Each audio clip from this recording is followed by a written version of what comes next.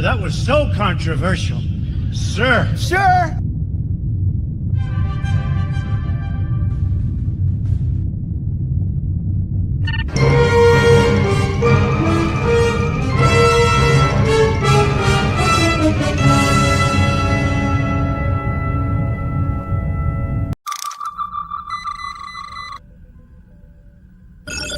Incoming transmission.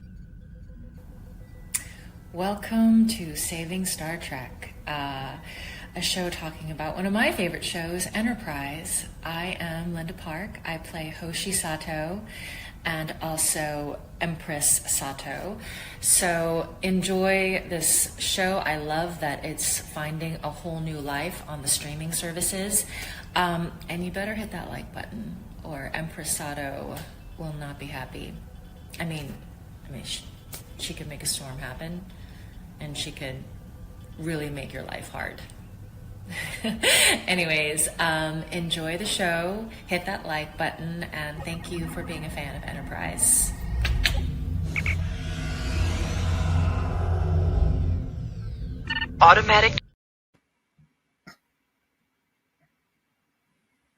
Automatic defense procedures initiated.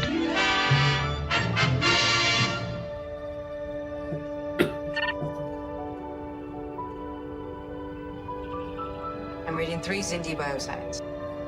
Target the facility. Sir. We can't risk it. Fire.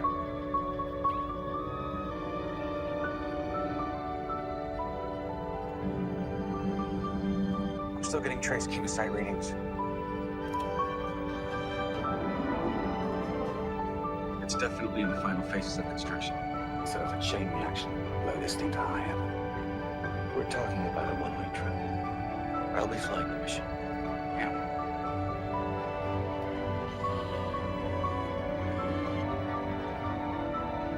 Daniels. He belongs to the same race that built the spheres. It's a prelude to invasion. We came to the same conclusion. The Federation wins the battle. They've seen this future, and they want to change the outcome. In fact, it's humanity that will protect them from the sphere builders when this battle is won. Send me back now! Take this. It's Sydney. They're sending Servant 1 to question. What am I supposed to do? Fly shuttle into the system and knock on the door, tell the Zindi we want to talk? I don't want you to die. The last time I saw you like this was when you delivered the first weapon. This one will destroy the entire world.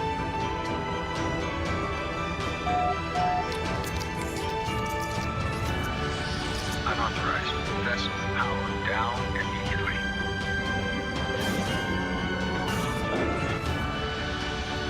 Come in. No matter what happens to this Zindi weapon, the captain isn't coming back. Criminals and on top of it. I don't need any leadership advice. Dismissed. Answer the question! Neptunes are called on. Force must be applied. But at one time, most of my world was ruled by reptiles. Mammals became the dominant species. Still, the reptiles might have come out on top. They had brains the size of a walnut. That's very small. Some evolved into snakes. What we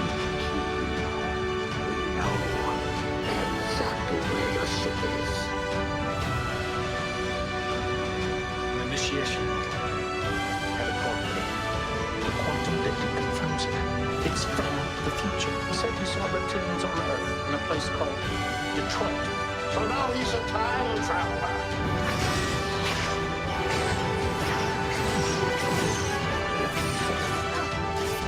All engineering.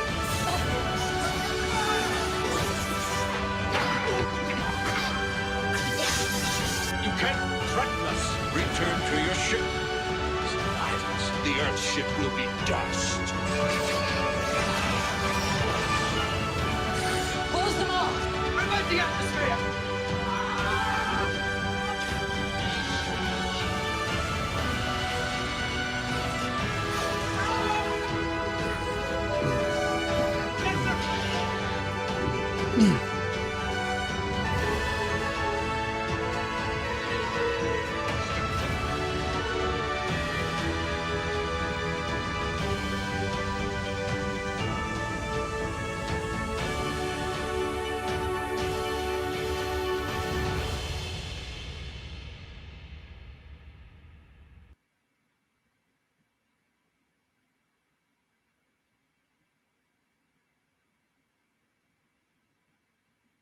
Hello, everybody. It's your buddy Admiral Teague. I'm here with JT Kirk and Resolute Germ.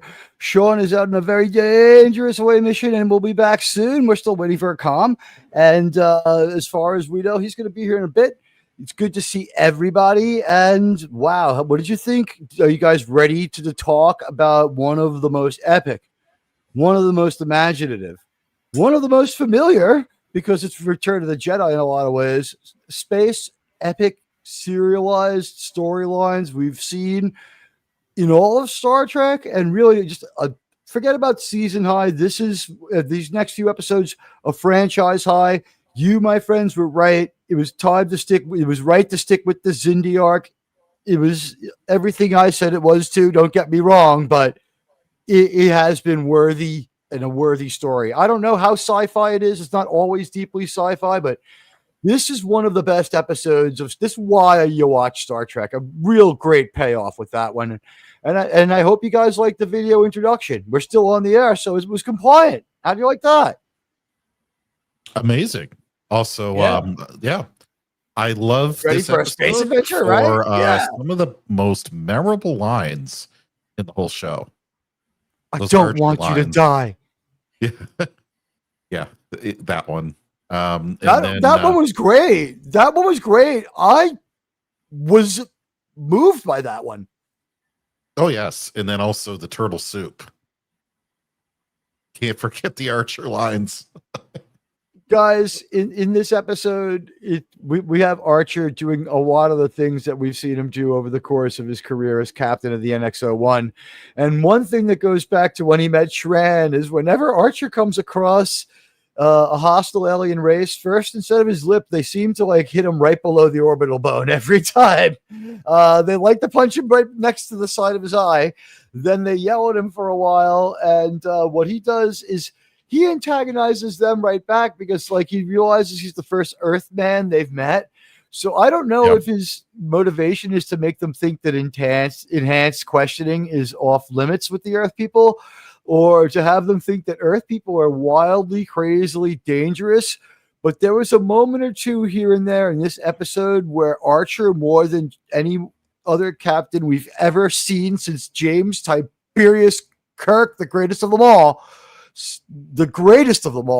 where I thought that he was going to break into waxing poetic with Durham, I believe is the name of the reptilian who has him captive. Golem, when he's bloody, he's a little bit unshaven, he's angry, he's got like hatred in his eyes, and he lunges forward at the edge of his manacles, and he's like, reptilians used to be in charge of our planet, and he's like, real, like that was the closest I've seen to a Star Trek captain being like, we've come across many races in our travels, but none so savage as the beast called man, right? I mean, this was like, you'll find that we can be quite primal. This was Kirk on Vendrakar 7. You know why they hit him there on it? You know why they hit him there on the side of the face like that, right? So he can bleed. And you see, he's from upstate New York, so he's part Guardian. So just like Senator Pocahontas, they've got the high cheekbones, so they just get in the way. They aimed for the face, and that's just what happens. Case to be made, he's a real guardian giver when he takes the warp coil from that other ship after he promises not to, too. But that's another whole story. Yeah, that's another week. Let's just say Archer's guardianship blankets the entire season. Oh, no. If the video didn't get you canceled, well. So he fires a Tomahawk missile at the. He does actually fire a Tomahawk in this episode. But look, guys, we have what I think is we had a pretty darn good get you into the mood for Star Trek video, and this week's video essay slideshow is just even longer than that. That is the teaser length. Every time I manage to do the video slideshow for the channel, what I do is I don't have to give any fucks about YouTube rules, and I just play it on X. So the version on X is usually a little more intense, but this week the X one was also YouTube compliant because that's a song that you will not get in trouble for using. The monetization's out the window, but that's always the case with like usually this show.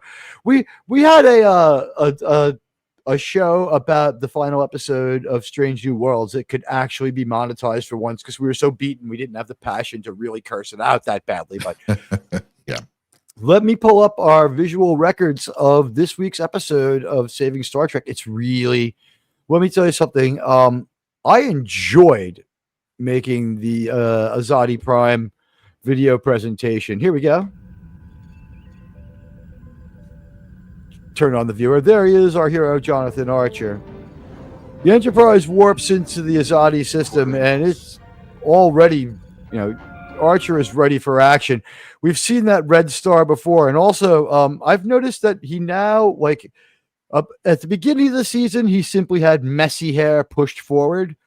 Then it developed into a Caesar, but like he doesn't have like the kind of Caesar that you see them like just like Spock has, like the functional bangs. Like now there's some product working into his Caesar, and this is now entering what I call the waxed down phase of the Caesar, if anybody understands what I'm saying here. And all of us lived through the age of the Caesar being a popular haircut. I just have such an awesome like hair part, and like, hair is like, thank you God for my gift of gorgeous hair, right? It's like, I told two friends and so on and so on. But I mean, like I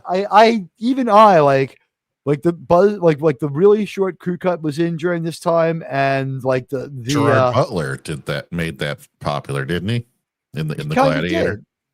And the Caesar makes a comeback because it's a good look for people who've gotten like too short of a crew cut and realize that just doesn't work for them, and that you need a little hair. Also, like my hair is worked into my OCD. I have to like run my hair. I have to like push it out of my eyes, whether it's in my eyes or not, every 5 minutes. But that's me. Hey, let's say hello to everybody who's here. We got Krimlon. Wes Cagle is here. We got Lombardi 1969. I only said Krimlon once because, I'm scrimping on the Krimlons. We only have one Krimlon per Krimlon. Krimlon! Like, he got me to do it anyway. Krimlon, good to see you. Lombardi 1969 is here. We've got RRTNZ, who is over with Germ at the watch party part of this. We have Buddy Hepburn swinging the mighty spanner and watching the mighty scanner. We got the fans and Boomer Explorers hanging out with us. We got the Trek reviewer, my friend. Good to see you. It's good to see all of you. We have the Dead Man, who also tries his hand at Star Trek reviewing. You should probably try following his channel. You'll enjoy it. He does a good job. Earnest reviewing. Buddy Hepburn, I said hello to you, and it's okay to say hello twice. And I think maybe that might just cover everybody who's made it to our little Star Trek party here at the edge of the final frontier. John the Beagle Dad gets a hello. Gavin Blackburn gets a hello. I think I said hi to Gavin before. Did I accidentally time out, Gavin? I don't believe so. Oh no, I shot all the way.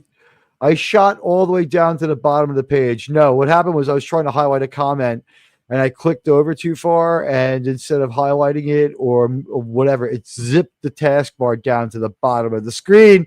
So it's like, oh no, I've destroyed my own people. Hey, it's the Phobos. The episode is screening. I have to start pinning Germ's channel to the top of my channel now, I guess, is the best way to do it. And I should have thought of it before. I apologize to anybody who missed the screening, but we had what I think was a pretty darn comprehensive best of mashup. Don't sleep on the beginning of this show when we have the video presentation. Mm-hmm. I would say that was rather comprehensive. I didn't have time to get. I wanted to get to Paul or Archer going previously on Star Trek Enterprise before I started the mashup. Okay. And hail to Critically Thinking and Drinking. Welcome, sir. Hey. Critically Thinking and Drinking. How's the StreamYards experiment going? Critically Thinking and Drinking did something I never did. He tried webinar setting. And hello, Sigvaldason, to you, sir. It's good to see Sigvaldason. Critically Thinking and Drinking is always here. God, I hate this series, but I love you, brother. You know what? I would love to have a conversation about why this series was, at this point, I'm getting it now. It was misunderstood. They were under impossible mandates. There are some infuriatingly bad episodes, but that's, could be said about Voyager, Deep Space Nine, and really every episode, every series but TOS, like, has a couple of duds. and TOS just, solid performer all the way through. But this is the second highest streaming Star Trek show after The Next Generation, despite having almost just about half as many episodes. So I was going to jump forward on this one, but you guys, our audience, said that you wanted Enterprise Season 3. And wow, the Dead Man with a $4.99 super chat. It's been months since I've been able to join you on Saturday nights.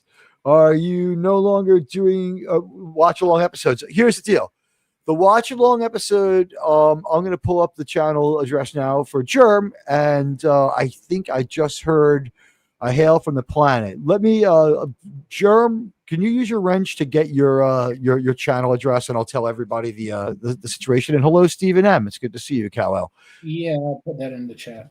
Thank you, my friend, and then I'll highlight that in a moment. I have to get over to the transporter here so that I can beam on and make sure that I don't beam him on backwards, because we don't want him to know his ass is so fat. Let's get him on the ship. Hello? Oh, shit. Did you beam up with plants in your hand? I don't know, but I didn't hear the transporter. You didn't hear the transport? You didn't hear the effect. Oh, you did? Okay. Maybe I have the wrong earbud in. I'm going to try the trick that Doomcox tried when everyone was like talking and some people could hear each other. I'm going to try this one. Here we go. Now, let me try another sound effect and see if you hear it. Okay. This is Pat. Here we go. Defending the city. There you go. I heard Pat. Yeah, I jumped out of the stream needlessly a second time last week. So here's the deal. And thank you, the Dead Man. This is what we're doing. Resolute Germ's channel does the watch along. Thank you, S. Kagel. Great job. Does the watch party before the show. And this is the reason why. One, Germ he has more than enough subscribers, but we want to get him the hours, get monetized. So watch over there and, we'll help him out along his journey because he's there as far as subscribers. Also, the watch party has become particularly vulnerable. We've seen it be bot attacked. We've seen it be AI bot attacked. And we've seen some kind of not so great actions by people where they show up doing Star Trek at a time that we established some 65 weeks ago. And forgive me if sometimes I do flip out and show a little bit of ownership and bare my fangs, but I will protect this fleet. I will protect this community, and I will protect our sacred Star Trek. So Resolute Germ is recommended at the bottom of the main default page of my channel. You can sub him there. Sub him for the watch parties. He is a great YouTube host and a great guy. And you know what? Let Bird of Prey. What would Bird of Prey 5 put together as a broadcast team? Let no one tear asunder. We were put together by one of the greatest Star Trek broadcasters of all time to cover an episode of Enterprise for him. And here we are doing Enterprise. You might say we're fulfilling our destiny. Germ, it's damn pleasure to be here with you. Good to be here too. So Sean, welcome aboard. We've got a great episode. Oh yeah. I got a rant prepared for this one, man. This one, cool. I couldn't believe what Pike did this time. Oh wait, it's Saturday. Yeah, that was a good show this time. We have a good episode. Sean, what you're looking at right here, because it's not a yellow sun, it's a red star. This is 3 times as powerful as a phaser bank. Right. So just God, yeah. Let's not mix the streams. I don't want to talk about New Trek until the end when we vent off a little bit. This is I thought this was Hal. This is for a moment it looks like it. This is the Azati system and their red giant star that Archer found out about from Degna. So you just missed it. The video presentation I shared in group chat. I put the one that I put on X. I played that to start the show, and now this is the longer video slideshow, which includes everything from the episode. So just to catch you up, Sean, here we go. From the archival logs of the NX-01, it warps into the Azati system and takes up residence behind the moon. Small planetoid at the outside of the system. Considerable activity around 2 of the inner planets. They're generating a detection grid. Tegra mentioned a security net. The planetoid we passed on the way. Immediately I see that red star is for communism. So I already don't like the Azati system. I've already got issues. I'm just going to make sure I got the right essay in there because that one looked like it might have been the episode. I did some smooth editing, but that was real smooth. Although I did get rid of the taskbar. If I see the little progress bar at the bottom, I know I've got the wrong video file. Let's see. Here we go. Yeah, no, this is correct. All right, cool. This one's compliant, so we're safe. So like I said, smart move. Archer warps into the system, takes up a position at the edge of scanner range because he knows that there's a security net. There appears to be considerable activity around 2 of the inner planets. They're generating a detection grid. Degra mentioned a security net. The planetoid we passed on the way in put us on the other side of it. Magnify the lead ship. All right, so we have our first point of the episode. The Battle of Azati Prime, guys. This is a high point in this entire series. Sean, we all kind of talked about it a little bit before we go any further. This is one of the most intense and incredible Star Trek battles we get on the small screen, maybe ever. Mm-hmm. Do you want to give your thoughts on the Battle of Azati Prime before we get into this one? Oh, it's good, but I don't think it's as good as the ending of the episode. Obviously, leaves us on the edge of our seats. But I think the final battle with the Xindi is a little bit better for me. But this is up there in the top 3 or 4 of the whole IP whole show. Yeah. Oh, the Real, whole IP. you know what? Really? Sure. We've never seen, even in Wrath of Khan, an Enterprise this badly damaged. Right. And we're hurting for our ship because in the first season, the second season, not so much, but in the first season, they really made us feel connected to the ship. It was the first time since the original series where they really went all out on that. So I felt like when I see the NX-01 trailing like plasma and smoke and all that, I'm just like, no, our ship, We've been to so many great planets in this ship. No, not our ship. Admiral Sir. Technically, the Enterprise D was more damaged when Marina Sirtis crashed it because half of it destroyed in space and the other half landed on the planet all badly because she was flying the ship. This is the most damage we ever see a Starfleet ship commanded by a competent commander limp away from battle without getting destroyed and taking everyone with it. Because remember, in one of the possible futures, Deanna gets everyone killed when the planet gets destroyed. But anyway, the Battle of Azati Prime, the NX-01 versus Xindi forces, mainly a 4-ship Reptilian Wolf force. The outcome was indeterminate at the time. Commanding officer on the Enterprise was DePaul. After entering the Azati system, Captain Archer orders the NX-01 to shelter from scans behind the Azati Prime, behind a planetoid beyond the Azati Prime security detection net. All right. So basically, the shield generator was quite operational when our friends arrived.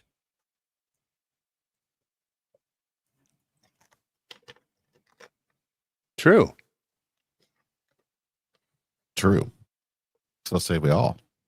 It took a lot of spy crafting, and we're paying off stuff from earlier in the season on this one because we find this planet based on deceiving Degra a couple of times.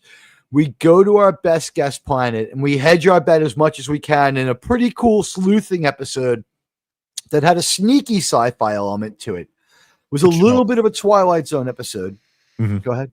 They have some really nice notes in here that when you come from crap on Thursdays to watching this, they do just the correct things that you don't necessarily notice if you've been spoiled on Trek. Like they will put up the 2 warp field signatures, the one that they remember from Degra's ship, and when they scan the Degra's ship, they're the same. And just things like this that you would look to see a Starfleet visual crew. feedback. Yeah. And they don't have to say if they match, it's Degra. He just smiles and goes, Degra. Exactly. And they just did it right. And they just executed that so well. And because they would have talked about it, then they would have said why, then they would have shown it, then they would have said it was the same, then they would have said why it was the same, then they would have showed it again, then they would have said it again, and then they would have moved on. Right. In here, they just, you can tell that they are practiced for this type of event. Like they talked about it off screen. And then when they landed in the system, came out of warp, they knew exactly where they were going to go, how they were going to scan and watch and observe. And just, it seemed like an incredibly well-oiled machine and crew, and we didn't need an explanation or them high-fiving each other or anything like that. It just, bam. You know what? You're right. And I'll just say the captains of the final Federation fleet. Tonight, my crew and I are live firing into Azati Prime. It's the most blistering, time-bending Trek thriller to ever scorch the screen, on the small screen at least, with the space slugfest fans hail as the franchise's fiercest beatdown yet, at least on the Federation side. We just get our asses kicked. So, sirs and madams, welcome to Saving Star Trek. This week, Archer's closing in on the Xindi's doomsday weapon. It's hidden deep under Azati Prime's waves. Tucker and Mayweather infiltrate and get vital scans, revealing a planet killer too massive to fathom. Then Archer calls it.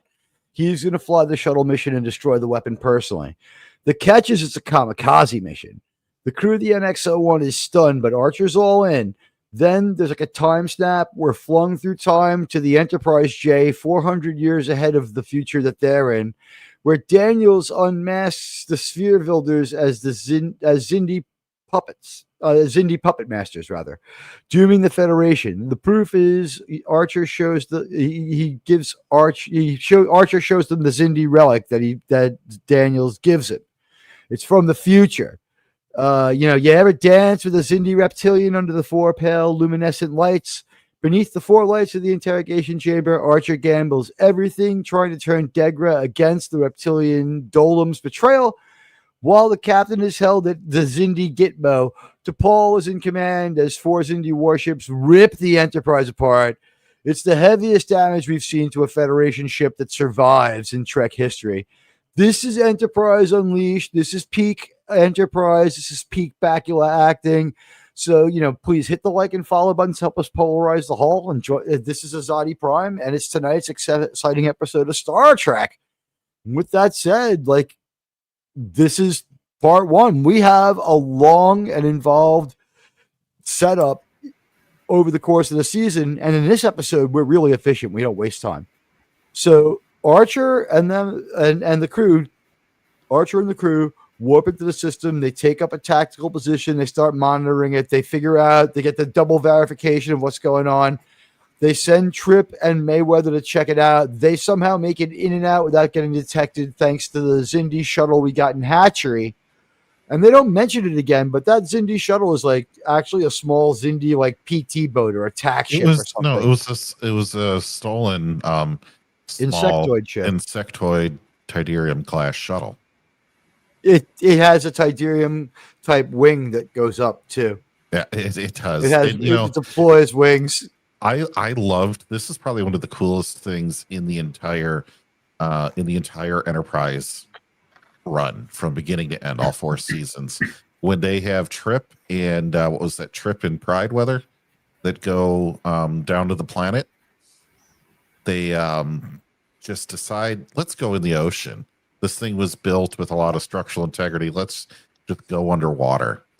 And there's one step before that. It's that they're not seeing anything. The land is lifeless. There's very little of it. Yeah.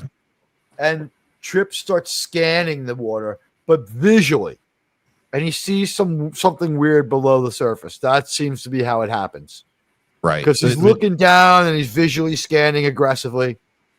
We so rarely go under the water in any of Star Trek on these planets, and this would be something that your ship would be very capable of doing. Well, especially the insectoid one.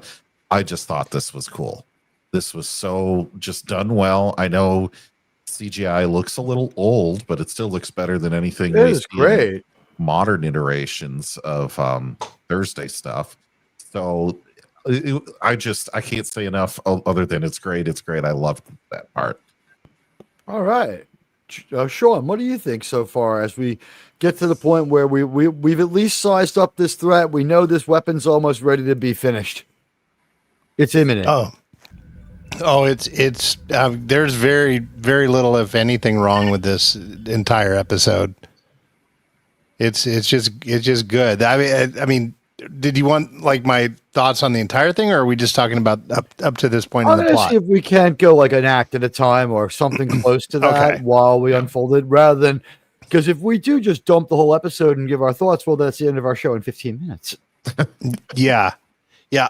No, I mean, well, in this part, this was like the one of the only little plot holes I found in there, because when they're cruising in on this shuttle, and the insectoid ship says, identify your restricted area, and they say, rendezvous with your carrier ship Your immediately. carrier ship, but they don't And then they monitor them. just don't. Then they just go down to the planet. Like, you would yeah, think, sure, we're just gonna keep on heading into the security zone. Right. Yeah. They didn't stop. That's like the only one. It's a tiny gripe. Well, they had an older code. It still checked out. But yeah, it did check out. Yeah. Oh, We real made the quick, comparisons Admiral to, Sir, Return of the Jedi Krimlon and helped you Germ out There's a there. bunch. Oh my gosh, let me take a Well- look over at the chat. What they didn't know though was Hoshi's translation Krimlon! matrix was wrong, and what Tucker actually said to them was like, "If you let me go, I'll give you a Hummer later." And so, He said these are the coordinates to Zindi Prawn Hub. So Yeah, wow. there you- yeah. Oh my god! Like, you know what the thing? That's the thing. Degro likes the insectoid ladies. He's a little bit of a kink. But I always want to Yeah, say thank or- you to Krimlon, Oh, yeah. who gave us 5 Admiral Teague memberships. Thank you. They were received by my friend UK Danger Man Reviews, who has a great channel that I recommend. And he has been doing a lot of reviews and staying up to date on Star Trek. Great Star Trek YouTuber. We also got one to Read by Nature. Mr. Reed, stand by. Read wait, alert. did you say Krimlon gave him? Krimlon gave the memberships. Yes, he did, sir. There are 2 membership drops. Oh, okay. I missed I must have not been There around are. when I. Okay. Yeah, Like, wait a I minute. missed the Krimlon membership drop. It was a moment ago. Oh, But okay. Krimlon, I thank you, and so does UK Danger Man. Read by Nature. Curtis Selby. Hello, Curtis. The Tetrarch of Apathy. Hey, Tetrarch. Trucker Martin. Hi, Martin. It's good to see you. And the Dead Man. The Dead Man. Yes, the Dead Man is in green. Okay, so hell, Steven, he says. And it's good to see that we got members of the family. JT Kirk also gifted 5 members. Let's see. I don't see who got them. It's a good time to call your I friends. don't see There's 'em yet memberships either, out but there. yeah, get some people They- jumping in here. Click Hey, on you that know stuff. what? If not, they revert back and everything's cool. But yeah, we'll see if we can't give some of those out. Call your friend. We want you to tell your friends about us. You know what? And RRTNZ and that JT Kirk. When we get back to StreamYard so I can highlight these. I'm doing a terrible job. I'm all over my many interfaces, doing a bad job on all of them. Thank you, JT Kirk, for these gifted memberships. You're welcome. So much. I hope and- everyone enjoys it. You know what? When I made this video today, I was able to say to myself, my community has already given me some great support. Let me give them the day's work that they deserve. And as you guys know, I jumped out of bed at like 8 o'clock. I watched like an hour and a half of news, drank coffee, and then I jumped on this and I spent the whole day making the best mashup of the episode I could. And the idea is we basically got to watch the Reader's Digest episode of the version of the episode. Pretty much there wasn't too much left out. I slashed it to the bone, but I used all my editing skills. So thank you, JT Kirk and Krimwan. Daniels needed Archer to take the kamikaze mission and fail and be captured, which is why he pretended to talk him out of it. He knew Archer would instinctively distrust him and do the opposite. Guys, this is a great sort of little question. Before we go further, I wouldn't mind considering this for a moment. Guys, you want to think about this one for a moment as we consider if Daniels is just such a bad actor we couldn't catch up to it? Because that might be true, this statement. Guys, thoughts? It's an interesting possibility. It would make Daniels just a little bit more interesting than the complete nothing is now. I just wish that if that was true, could Archer have said, Daniels, he played me, something like that. JT, what do you think? Was Daniels being sincere, or was he playing with his mind a little bit? Yeah, our TNZ brings up a great point about that It scenario didn't that I occur to me never because really. the guy's acting me is either. bad. Yeah, It's as well, weak as his hairline. yeah, that too. I think I don't know. See, this is interesting. I always kind of wonder if Daniels in the future has like a holodeck or some kind of like calculation matrix where they're like, if you tell Archer something, there's an 89.3% chance, sorry, an 87.9% chance that Archer will do the opposite. So say this to him. You know, like I wonder how planned out these interactions are now that our Artansett brings this up. I would tend to agree. I would tend to agree that he was set up. It does make Daniels more interesting, like Germ said. And that's all I have to say about that. Yeah, I hadn't thought about it until he mentioned it. So all I would say to my friend is, did you get that from a Star Trek novel? Because that's pretty fucking good. That's a lot better than Daniels could ever get across. He's not a strong actor, but that's a really, really good theory. And the Dead Man with a $1.99 American Super Chat says, here's my review of SNW Season 3 finale. We have an exciting episode of Enterprise here, but we will cross the streams at the end, just like the Ghostbusters. We don't want to get too into it now. Just like the episode did. People called it the filth for a reason.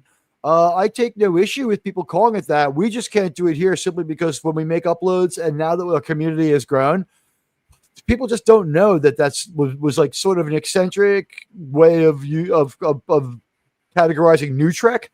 But we're not afraid to call it what it is. It's not Star Trek. It's New Trek. It's garbage. And Wes Cagle right there thanking everybody. And you know what, Dead Man?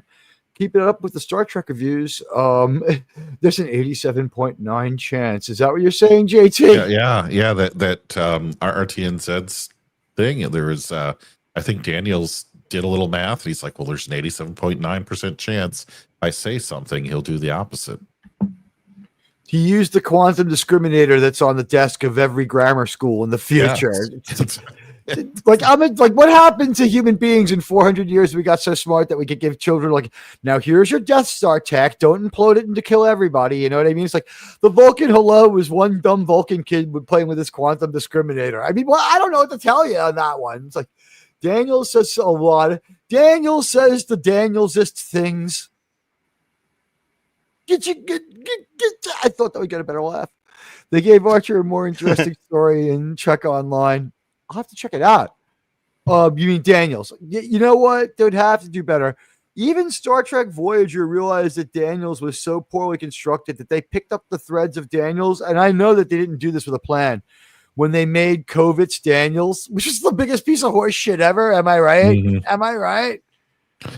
They should have gotten Daniels, Jeff to play Daniels.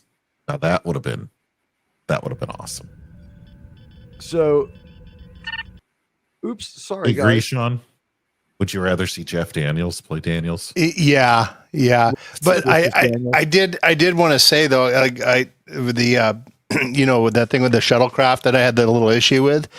The other alternate explanation is that Tucker told that insectoid, hey, I just downloaded your database and I found some risque pictures of larvae and I'm going to report you. Oh no. Sir. Go ahead. I know what you did in the hatchery. So the Xindi weapon team is detected entering the system. This is like verifies things enough for them to launch the stealth mission to gather information. There's a strong Xindi military presence with many government and military leaders in the area. Because I don't think we have to leave to talk to the council. The council has come to the Bikini Atoll of the Xindi War. The Xindi weapon launch is determined by Mr. Tucker and Mr. Reed to be imminent. Imminent. This is a dangerous situation. They should have sent their B-2 stealth Starfleet ships if it was that imminent. Just saying. I agree. Their assessment is right on the money. They know enough about this weapon from having seen the first one. They have captured enough Xindi intelligence along the way. We've learned more about the Xindi's tech than the Xindi, which is fine.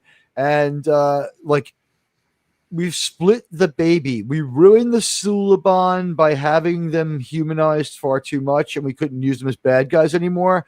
So what we did was like this factionalized Xindi society, it makes a little more sense. Like the bad guys are just the bug guys.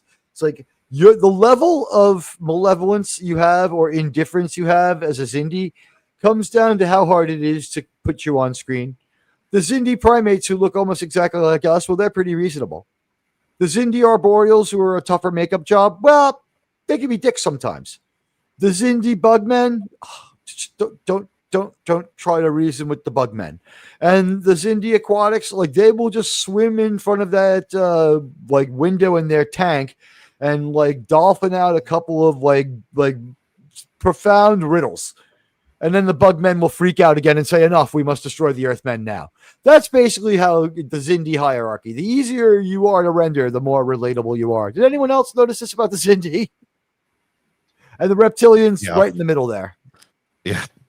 Yeah, I like what I think Degra says in the when he's talking to his sloth friend, and he says someone once said about dealing with reptilians is like arguing with the sun. You'll not get anywhere and only come away burned. That was a cool insight into their society. They knew about Twitter years before. They never You're right. You're right. The Zindi lizard people are real dicks. They are total dicks. So listen, after destroying a Zindi base and bidding his crew farewell, the captain attempts a stealth attack using the Zindi shuttle. The key event here is that Archer is apprehended by Zindi forces. His reptilian captors use enhanced primitive methods of information gathering. We all know what it's a metaphor for. It's Camp X-Ray. Despite heavy damage, the Zindi are repelled. T'Pol and Commander Tucker have a huge difference on command style. And then we really get it on with the Zindi to end this episode. These are the key events of the episode. I thought that this was a fantastic 5-act story. I just, like you said, here's the moment Sean was talking about. Captain Archer's right on top of us. I think it might have been me. Signature. Oh, it's you. Degra. And our work here will ensure Yes. that will never be lost again. To a new era for all Zindi. He clearly That I had thought never was met really Space effective. Kennedy. He had never met Space JFK. Here's the thing, though. This is a great shot. Watch how the camera moves around Degra and his jaws. Degra. And our work here I had to cut it in half to get it in, but watch. again. To a new era for all Zindi. And that was a great moment. Like, there he is. He seems so civilized. He's cultured. He's polite. He's got table manners. He can make a good toast. And he's going to try to kill every single one of us. He's a piece of shit. But presenting a really interesting version of Degra. And of course, here it is. I had to hack this to get this information. Starfleet, not that into sharing their information with me. I left my Starfleet pin code up on the screen. Don't use authorization code TEAG11A. I'm going to change that later. Oh, like Janeway Pi Alpha Red. Yeah, we all know that one. Okay. Yeah, or attack pattern Riker Delta. It seems to be the only one he ever calls out. You know, part of this, are we we're past the point where they launched the cruise missile at the moon, right? We have already destroyed the moon base. Yeah. I think we're going to show it in a moment, though. If it's not part of our video, we will. It is part of our presentation, so you're going to see the missile launch. We have not gotten to the. This is just basically the plot of the episode. We're going to move forward through the acts with a little bit of video. We're like 20% done with the video presentation, but they're meant to be sort of like slides. So, at any rate, I had a little bit of trouble getting this information from the Section 31 computer. Teague, yeah, private message. Subspace. All right, Germ. Do you want to give your grade on this episode and let us know what you think before you beam out? Do you have time for that? Sure. Or do you want to just go ahead? Yeah. Great episode. Probably the best ship fight so far for the series. I agree that the end battle in the season finale does do a little bit better, but all in all, I don't see any flaws. Great writing, great acting. Just solid A for it. All right. Well, with that, I thank you, and I'm going to beam you off. Thanks for doing the watch party. So you give it an A there, Germ? Yeah, 92%. 92. Recorded, sir. I hope everything's okay, and have a good night, man. Yeah, hope all's okay, Germ. Take care, everybody. Take care, Germ. Bye. I've deposited him on the planet below, and I reversed the biofilter for when I beamed in JT, so he's just drunk as hell now. I store that in the Heisenberg coupling, and I use it to punk guests. Admiral, excuse me, can I finish? I need, I might need that sound, but I have to figure out which one I'll get rid of to do it. But 0, 0, 0, destruct 0. Exactly. Archer needs a huge can of raid. Exactly. I mean, that would help a lot too. Not too interested in Janeway's pot. You know what? She was beautiful. Can I finish, please? Sorry, PvP. I think maybe she was talking mathematical pi. I mean, it was a dumb thing to have her say. I mean, the technobabble in that show is known for the worst. Here's where you get the watch party. The watch party is at Germs beforehand. We give you a chance to watch the episode, and I'm usually there. We all set Germ. We all, yes, Germ is free now. He's at the live market. He's at the wet market down in Chinatown. No. I'll finish. So anyway, I didn't know this, but did you see some of these people that Starfleet is associating with me? I know Flint the Immortal, and I know Connor McLeod, but I mean, I wouldn't call them associates. I mean, you work on Earth for a few thousand years, you run into some of the other professionals down there. I know Gary Seven too, but I guess they know now. Kal-El, I have no interest in the same way. Period. Did you and Gary 17 ever go to an island? A chance? No, but I did take his secretary on a series of dates that all ended up in a very controversial manner. It was a lot of fun taking her out. I see. All right. So I disabled the Section 31 protocol as best I could and hacked the logs from the NX-01. Unable to comply. That's Starfleet computer. Automatic defense procedures initiated. I can just override that. There we go. That's my M5 unit. It's the AI for my computer. It overrides the Starfleet defense systems. So guess who's in this episode, guys? Tucker Smallwood. If it's that small, do you need to tuck it?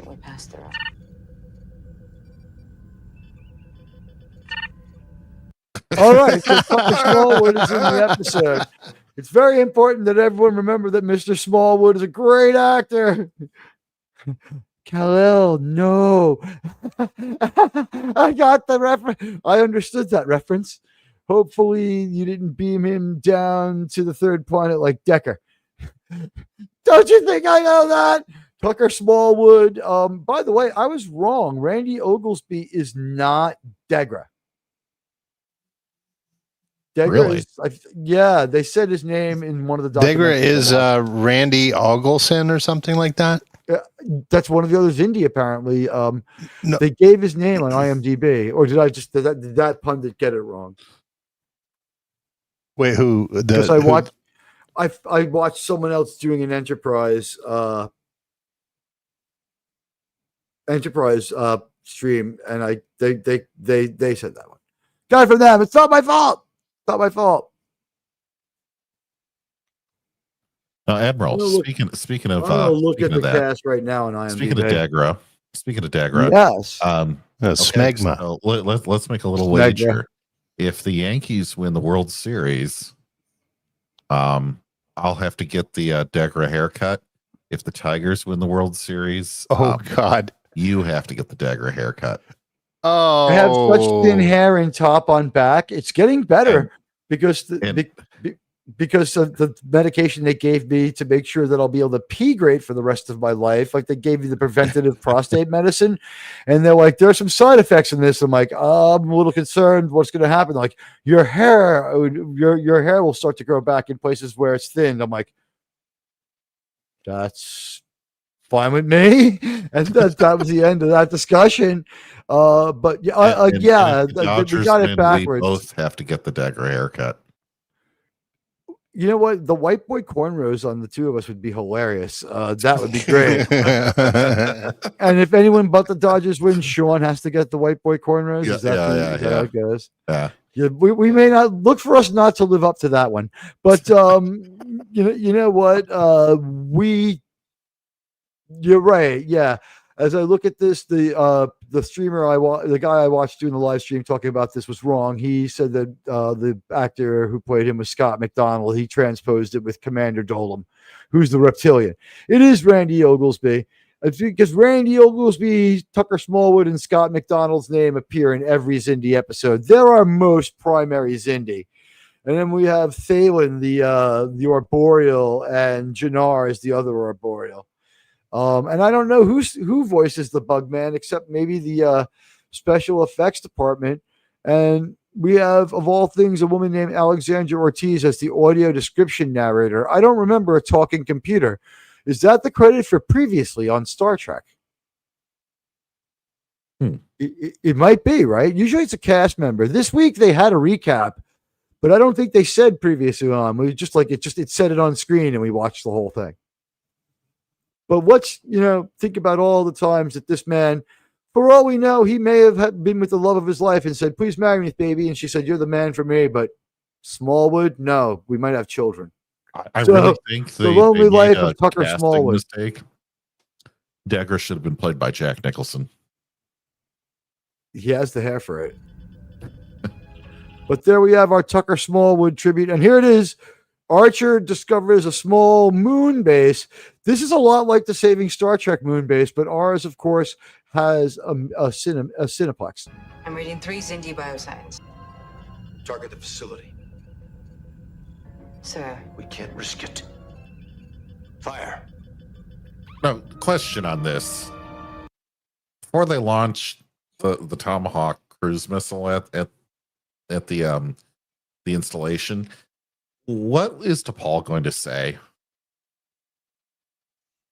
She was going to make a case that they had, if they didn't, they had 4 hours to decide whether to destroy it, which is true.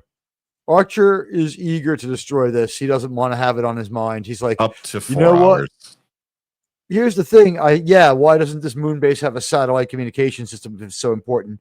A mirror, honestly, somewhere to signal. Yeah.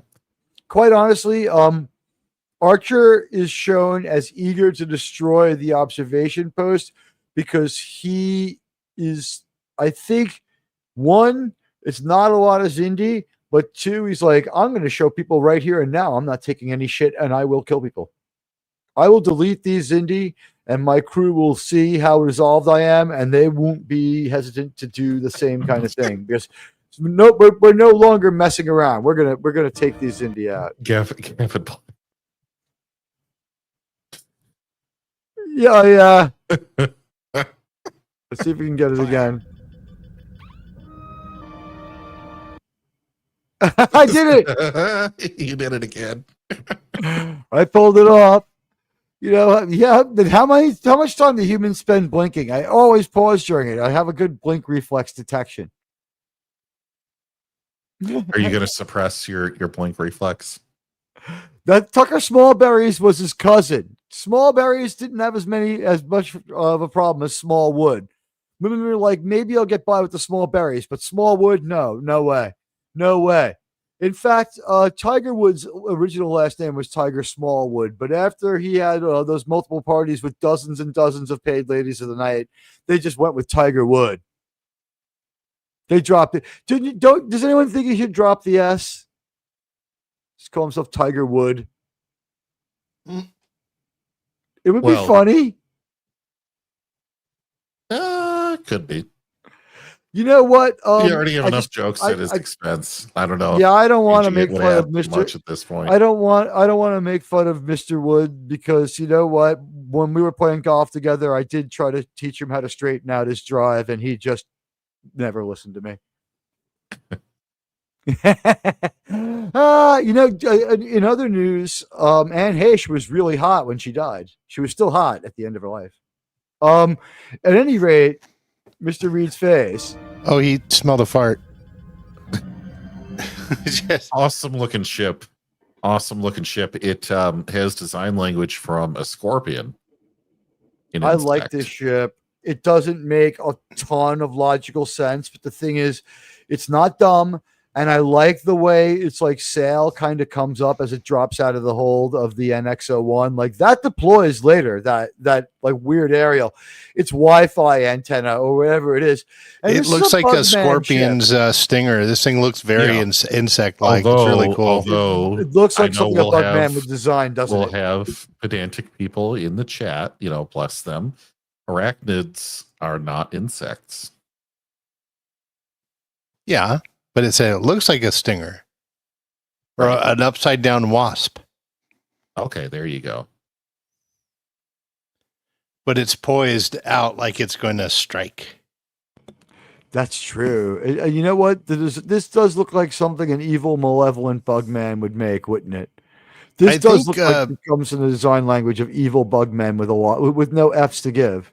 I think I saw a small model of this in Commodore 3-packs quarter. She uses it as a personal massager. Oh yeah, she uses it as a lighter. Yeah. The one critical flaw with this design is you won't be able to see above you because the stinger's in the way. Yeah, so you could dive down on top of the ship and torpedo it. I just blew out my last 5 free memberships that they give me every month. So we'll see if there's enough people out there who haven't gotten membered up to get them. If you don't have gifting turned on, turn it on. Mine didn't distribute automatically either. So it's weird that I got a message after I sent it that says your memberships have been announced in the live chat. Well, thank you so much. Like seeing it pop up in front of me wasn't proof enough. And he strikes like Thunderball, the best Tom Jones song. Gavin Blackburn's quoting it. All right, so I did like that scene before we move on, where they kind of unfortunately had to go ahead and take out that base. It was well acted again. Oh, it was so well done. You could feel the fact that no one enjoyed doing it without having to have some frantic, modern day, spastic shouting dialogue about it, right? Archer took cold comfort in the fact that he had inspired his crew. Bakula does a good job of getting across with just eyes and expression. It's like he's looking and then his face hardens and he's like, target the base. Oh, his body language too. I noticed his body language. He stood straight and squared his shoulders and he looked like I'm going to absorb all this for the crew. He was a little bit of, yeah. He gave the order unambiguously. He's like, fire. Target the base. And like Malcolm just looks at him and is like, this is how Malcolm looks at him. Yeah. But Malcolm just looks at him and, he's and then he's being ruthless and almost bloodthirsty. I love that part too, where Archer turns to DePaul and he says, if you prefer a target, military target, name the system. And then she didn't say anything. Dantooine. They're on Dantooine. We'll deal with your rebel friends later, but Dantooine is too far away to make an effective demonstration. You may fire when ready, Commander. But yeah, this does look like the kind of a spaceship an angry, evil Bugman piece of shit would make, right? And what's this? These Bugmen are... It's unique. I love that it's different from anything we've very seen before. Different. It makes sense for the people who made it. Germ noticed that the inside control surfaces were retest from a Ferengi ship. At least it looks instinctual for a bug or a human. And, you can see this mostly water world. It's very this planet is the most Lucas planet we go to really in a while, if ever. It's all one element. It doesn't even seem to have an ice cap. It's just a water world. We don't see the entire view of the planet from here, though. It could be so close to the sun that it just doesn't have an ice cap. Or but they specify it's only water, meaning that this is just an ocean as we know it, which I thought was interesting. Yeah, Pike, we'll cross the streams later. Save your new Trek questions for the end when we're ready to. There'll be a moment. You'll know when. You'll know when. There'll be a moment for the new Trek thoughts. But yeah, it's a great shuttle. I'm still getting trace chemosite readings. I loved this under the sea part. I know I already said it earlier, but I kept it brief. It is It is a cool. good scene. Take a quick look at what I have it again. First of all, we need to see Tucker Smallwood's name like 4 times. It's very important. More important. It's not the first time it's been done. Voyager did it. They did it. He is in Voyager, Tucker Smallwood. So is Randy Ogilvy. I mean the underwater part. Oh. It makes perfect sense to me. I loved that. Rank. I loved that naval episode, but they just do it so much better here. See, there was a control surface. Let me see if I can show them to you. I only kept them in there for a second. You can see Travis. He's just got his hand wrapped around that long, straight, rigid. Really massaging those controllers. But milking everything he can out of them, so to speak. Getting trace chemosite readings. Look at his focus there, too, as he had both hands grasped firmly on the shoulders. I mean, the handles of the controls. And again, look, now that their ship's underwater where the extra resistance would be a drag, literally, it's been retracted and its fish-like nature is seen. It's retracted its proboscis. Its little lanternfish light is now pulled back in. I thought that this was this whole scene is triumphant, and they had clearly seen Phantom Menace. So we go in there and we gain this intelligence, to which Mr. Reed says, "It's definitely in the final phases of construction. Instead of a chain reaction that will blow this thing to high heaven." Sound familiar? They needed to go along the trench to the exhaust port. Even the he says it'll take the illustration whole is- system down. even the illustration of what they're looking at is remarkably similar to what they showed would happen when the torpedo reached the Death Star reactor. It looks just like it. Like it flashes a little. Like watch the little dots on the Matrix watch. Instead of a chain reaction that will blow this See thing to high heaven. how they're like changing and pulsing. Very the whole And throbbing. thing is and throbbing. Well, Mayweather's there, right? Yeah. And I just thought this is a great moment here. It's edited for YouTube, but this is a great moment here where I think I really enjoyed his performance, and I think that Archer is doing the people draw strength from their captain trope very well here, especially his justification later about why he does it is personal, which kind of undercuts it. But at this moment, it just seems like he is the greatest military leader of all times. Like he won't. I'll be damned if my men are going to do this. This mission, I came here to see this through, and I will. And it comes across great in this It's sequence. definitely in the final phases of construction. Instead of a chain reaction that will blow this thing to high heaven. We're talking about a one-way trip. I'll be flying the mission. Yeah.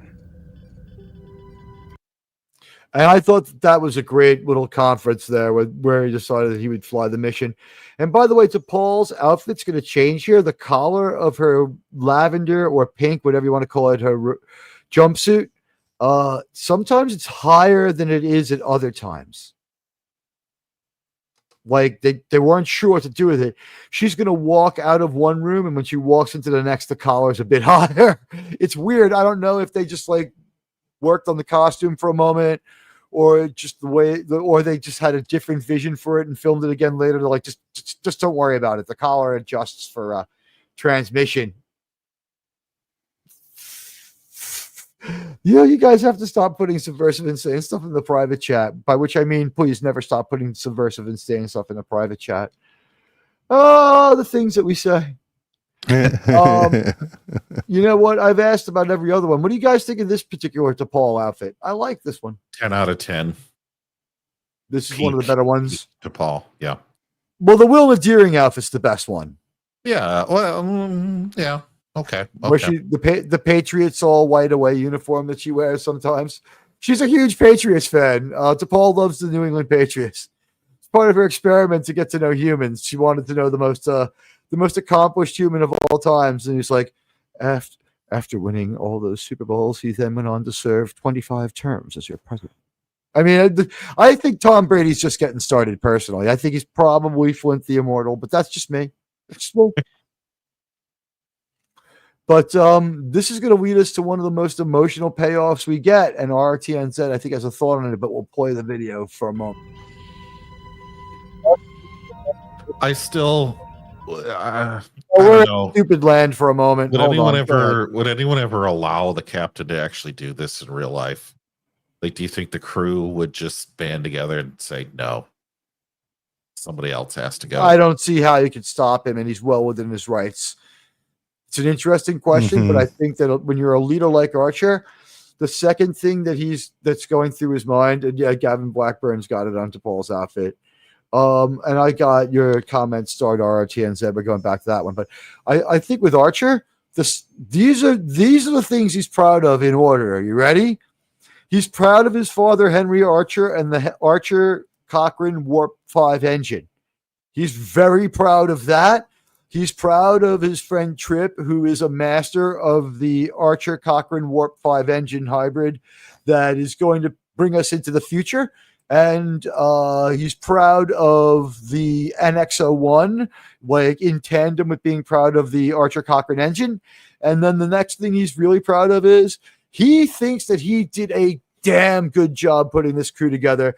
And he also feels that he has forged them through peace and war, in fire and in good times and in bad, and that they are honed to a tip. He knows they're going to complete the mission. The only thing going through his mind is whether like Trip will ultimately be appointed captain by Starfleet or if T'Pol will remain in command. And he's thinking that he has made these people the best team and the best leaders he can. And I think more than like upset about his own life, he's like, I've been married to Starfleet. I've been married to defending the Earth. Like, this is like, if this be my destiny, so be it. Maybe I might even make it. I don't know for sure. I'm not going to make it. It's a pretty sure bet I won't, but you know what? I'm all in.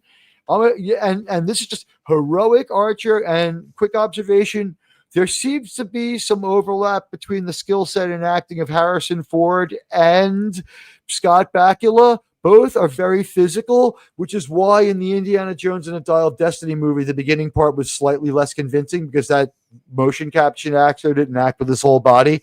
Like Harrison Ford, like his shoulders are in motion, he's moving his arms. Denzel Washington is similar. Denzel will like scratch his face or rub his chin while he considers what you say. Harrison Ford, enormous presence on screen, a lot of the time because he'll take a step while he considers things, or like, physically scoff at you without actually like letting loose any verbal sounds. Really physical in his acting, aside from having a great voice delivery. Scott Bakula, same sort of thing. Also, both guys, criticized for not being able to play evil. Anybody feel anything about my Archer Bakula, my Bakula Ford overlap here in their skill sets and sort of their style? I think it's a good observation. Wow. Is Bakula really that bad with his money? He is looking for a new show, but he's only 71, which I argue is not that old. I think he has 5 to 6 years of being very active in him, and then he has maybe 5 more years of like, we'll see. Roll the dice every year. Mm-hmm. Look at William Shatner. I saw William Shatner bounce across the stage for like 2 hours. He barely sat down. He never left the stage to pee. I can't go 2 hours without peeing.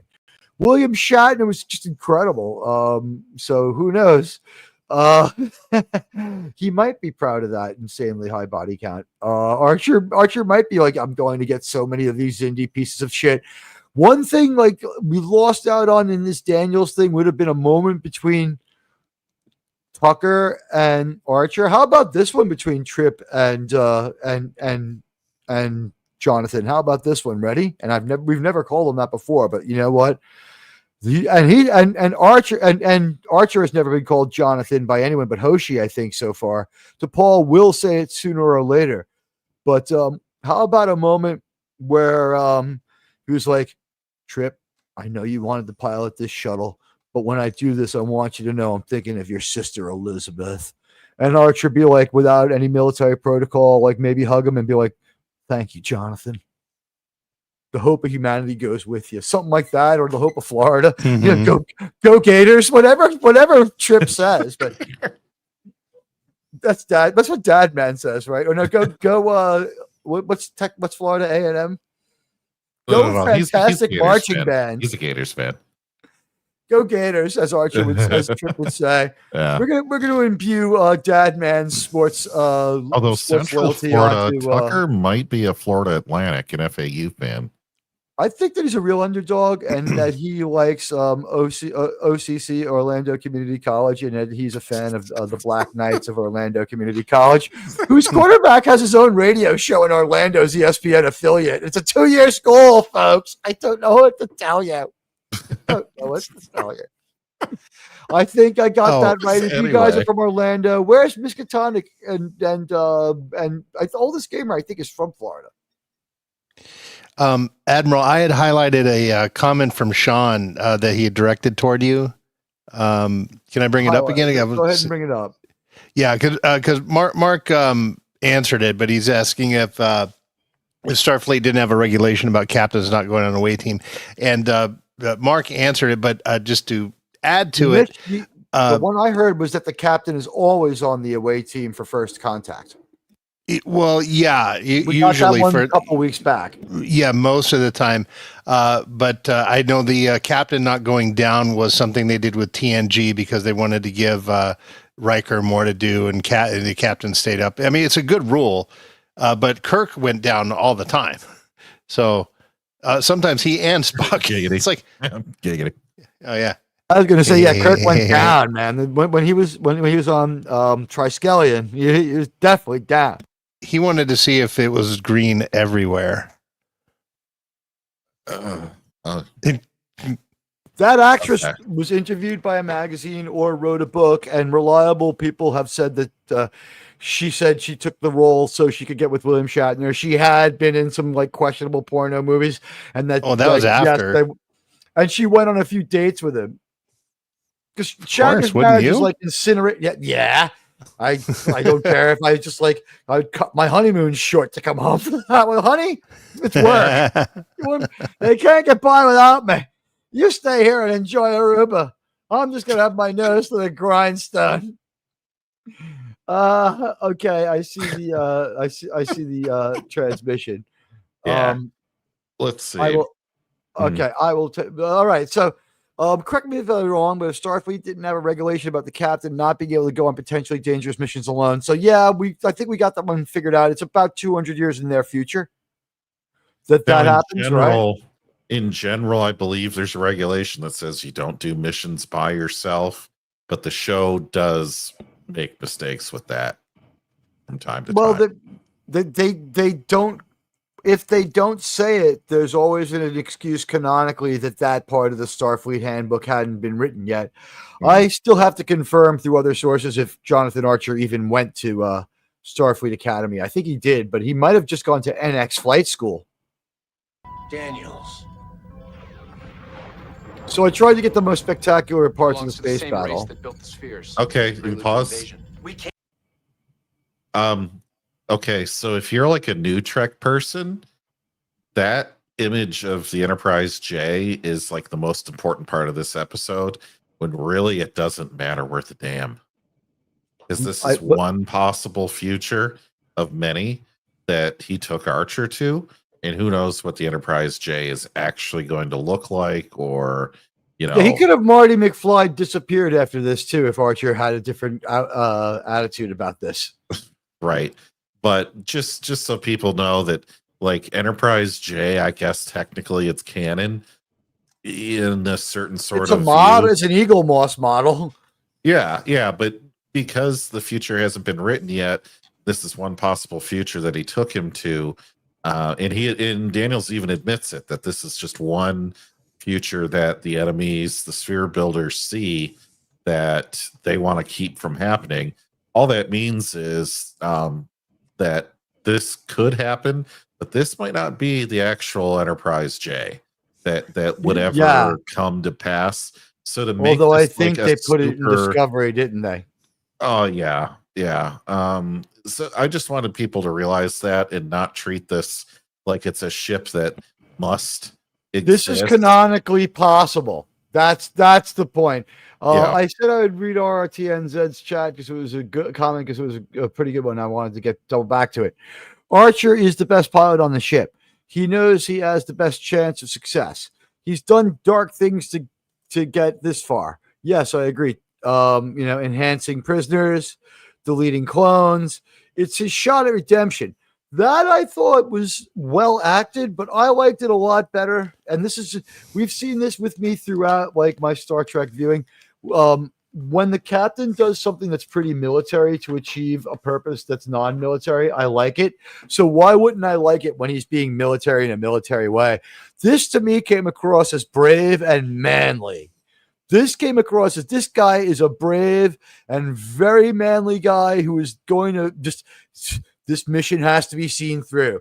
The fact that he has like some personal guilt about it, and they made it like sort of like, I just can't go on after like killing the bug man and not being a good enough father at the hatchery. It's like, shut up. That part undercuts it a little bit, but that's the only thing I didn't like. There are like very small flaws in this episode. Question for those that might be more eagle-eyed than I. Is this set that they're standing on Deep Space Nine? I believe it to be looks Deep like Space a Nine. Deep Space Nine door. Sean, what do you think?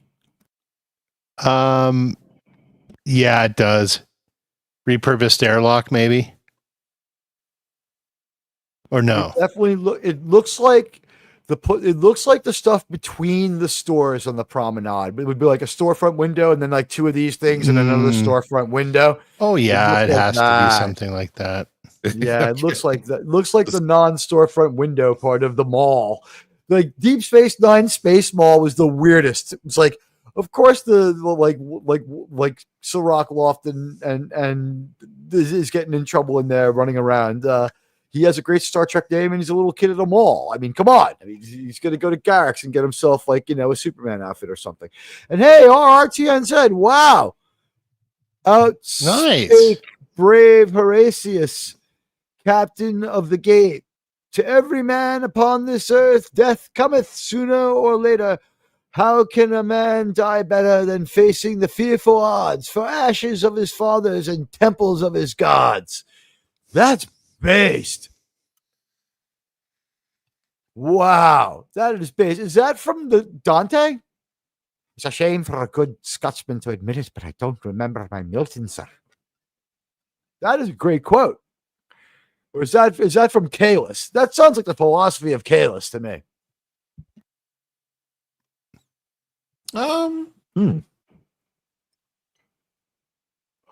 Gavin Blackburn might be a little bit right. The Enterprise J is not so fantabulous. I don't hate it. No, I don't like it at all.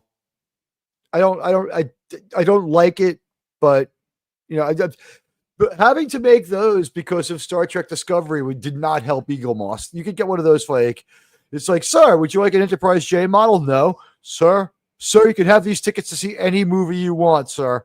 It just can't be running the first week. No. All right, sir. Here's $20 so you can go see a first run movie or spend it on anything you want if you take this Enterprise J model. All right, I'll take it. They it's awesome. Looking at quotes on some interviews, the Enterprise J was basically made in like 2 days. I did look at that, but that's just the bridge was made in 2 days. I don't know about the model making, but it was called Innovated by Digital Times at the time. I guess to see a 400-year in their future version of the Enterprise J, it's like, since we don't have to look at the goddamn ship, we only see it in its tactical readout. I don't mind so much. Okay, so it sucks. We're there for 5 minutes. In the scope of this episode, it's not a huge problem. But RRTN said, thank you for the very generous $10 New Zealand super chat. And Mark Harkness has arrived. Oh, well, Mark, get into the pod, sir. Gavin Burnham is the captain the Discovery deserves. I'll leave it at that. Ooh. Yeah, stick an apple in her mouth, right? I mean, Sonequa Martin Green was good in Walking Dead. I don't know what happened. It's like apparently, like her character in The Walking Dead was what she brought forward to Star Trek Discovery. She ended out that show as a zombie, and she zombied her way through 5 seasons of that show. I never. We're crossing the streams. People are getting us to do it, guys. I don't want to cross the streams. What's he? And Buddy Hepburn right on it. So yeah, here we are on Deep Space Nine, and we got Daniels. It's amazing how little the weapons have changed in 400 years. Well, but see, that single phaser blast was the power of 3 suns. Right. Yeah. Enough that I have to explain now. Last Thursday on Star Trek Strange New Worlds, they needed 2 starships because apparently a starship has half the power of a sun when it fires, which is crazy. One phaser blast. One phaser blast has the power of half a sun. But I would point out a cigarette head burns as hot as the sun. So, I mean, I think you guys are overlooking their very relatable, down to earth. It was shit.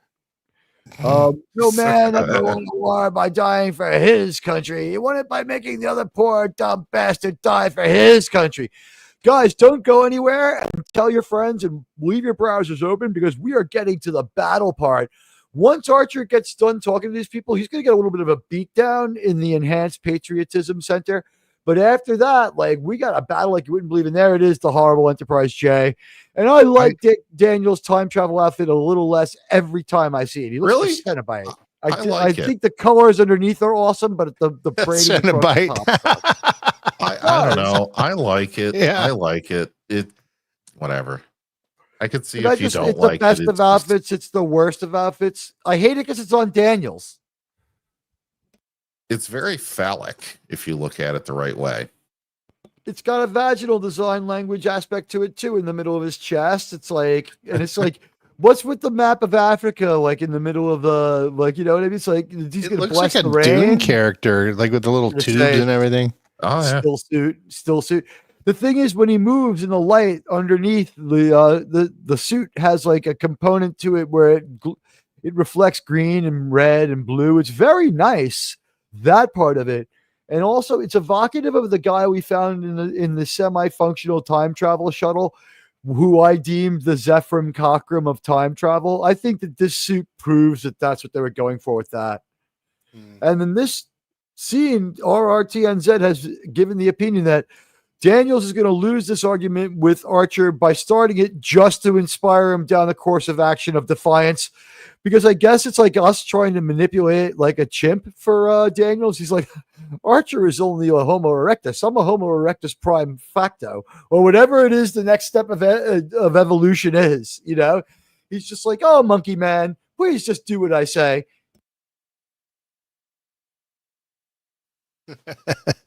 I like how Archer's, though, he's studying the ship. He's like, what can I learn? What can I get from this? I'll just squash the saucer into a pizza cutter. Maybe if my saucer was much bigger, yeah. And he's on, like, Daniels is on his 10th nerve. Like, his 9th nerve is long gone. He's on his very last nerve. He's about to have his 20th nervous breakdown with Daniels because he was like, we saw Daniels die 3 encounters ago. It's like, you're never going to get rid of him. Belongs to the same race that built the spheres. It's a prelude to invasion. We came to the same conclusion. The Federation wins the battle. By the way, this is where he explains to him what the Federation is, but he doesn't tell him about his pivotal role. I don't know how much they decided yet. It was a good enough cryptic thing. Daniels needs to be cryptic. He's supposed to be. But then again, like, well, he's desperate. As desperate as that hairline.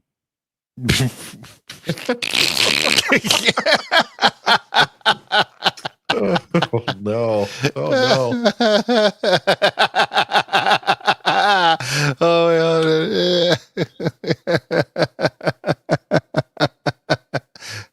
As It's my own real hair. You should get it dyed blonde and go get a bunch of spray on tan. It's a good look. It's a good I'm look gonna for get. you. You know what? I'm gonna get it dyed blonde tomorrow, integrated with Easter egg grass, and I'm just gonna go forward like that. It would be very controversial. Oh. Sure.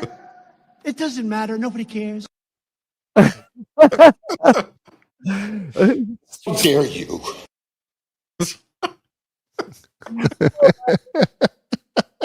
The acting from Daniels just is not very good here.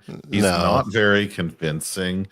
And I don't know, The actor who maybe played Daniels is like he's Rick Berman's cousin or some shit like that. I don't know why we've given this I almost Doctor wonder, Who character. Shooting Gatwa is worse, but I mean this is not good. I wonder if they had to hurry him through these lines a little bit too. They did not have a lot of time to breathe on any of this delivery. No, the way that he gave it. I'm wondering if they told him you have to do this in 20 seconds. And damn it, you took 24. That's too long. I think that with Daniels, his acting ability and his acting intensity is like my British accent when I imitate Picard. If I keep talking without stopping to reset mentally, I'll drift off the imitation of Picard and start sounding more and more like, I don't know, anyone else. And yeah, I can speak as Picard if I want to, but you know, I'll drift off topic eventually. And I'll drift off the imitation. What stands before you here is nothing but a charlatan time traveler. But you know, I think Daniel's just like, if he doesn't get it done in 20 seconds, his bad acting starts to really come out. Like this is about minimizing screen time, maybe. Maybe they had a lot. They had this episode has a lot packed into it, though. So you know they had to get the idea across. One ship's phaser banks. One ship's phaser banks. By the way, all the action from the trailer was in the final episode too, just as I predicted. Just as I predicted.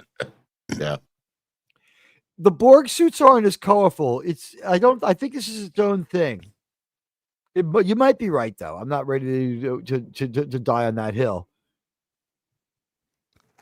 Yeah. Yeah, we're talking about the wonders of bad modern Star Trek.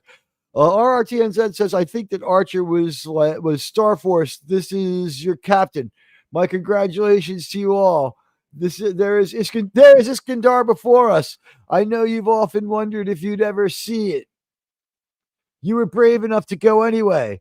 Thank you from myself being the best crew I've ever known. But when the mission is completed and you are back on Earth, you will have the thanks of all the world. Yeah, well, you know what? You bring up a great point. We're back to Starblazers. This is the culmination of his Starblazers mission. He got his info at Iskandar was sort of like the encounter with Dega and maybe finding the chemo site. So that's his message from Iskandar kind of stuff. And they have enough clues to go with. There's not like per se a direct message from Iskandar. That's represented by a few things, including even Shran. But yeah, this is like, we're back to that whole Starblazers thing we did to start the season. And this is very Starblazers for those of us who haven't seen it. Otherwise known as Space Battleship Yamato. The original in its Starblazers form is hard to find, but it is a fantastic cartoon that is pre-anime. It's proto-anime. So if you like anime, you'll love it. If you're one of those people who doesn't want to commit to anime, hey, it's not anime. Get a faux hawk. Yeah, right. We're talking about that one now. I think Daniels is Archer's AI from Quantum Leap. Some people had said that maybe he's a Kirk descendant. And I'm just like, why would you hire this person to ever be a Kirk descendant? We're off to outer space. Why does everyone have to be a Kirk descendant? Mother Earth to save the human race. Or Khans. But we never got our Deathlock. No, well, I guess our Deathlock is Commander Domlin, the reptilian commander. He's a real piece of work. By the way, the Azati Prime is the first Enterprise episode shot in 2004. Principal photography was from the January the 5th and wrapped 8 days later on January 14th. But they didn't wrap for the day. What they did was they wrapped on this episode and continued filming. Day 8 overlapped with being day 1 for Damage. So it makes sense. They just kept going forward with the story. They finished it out as one. This and Damage could be a movie. Anybody? Oh yeah. I mean, they could shorten it and chop out everything else out of this season and make a better 10 episode run than a lot of your modern day YouTube or, streaming series that only get 10 episodes every 4 years. One of our fears Honestly. about Trek United is that it is something other than a TV movie or a TV series. We do not want a streaming Trek United, but we'll take it if we have to. But I stand by what I said when I was on Pop Culture Breakdown years ago now, as in the small creator spotlight, something that a real enjoyable education. But I said then, and Doomcock said, well, I don't know if that happens again in our lifetimes. And I said, I was like, I built my channel on the idea that Star Trek is a 1 hour show that's good enough for regular TV that mostly makes sense. And he's like, there was a time when that wasn't asking a lot, Admiral, but I don't know. You know what? This one is. The story's by Manny Koto. His name is all over New Trek until 2 weeks ago. I think they're cutting bait on people that they bought on to give them credibility. They don't even have like the $25,000 an episode to throw Manny Koto as a producer whose name is thrown up front to fool fans of the old show, because Manny Koto's credits go back to TNG. Manny Koto wrote a few in TNG episodes.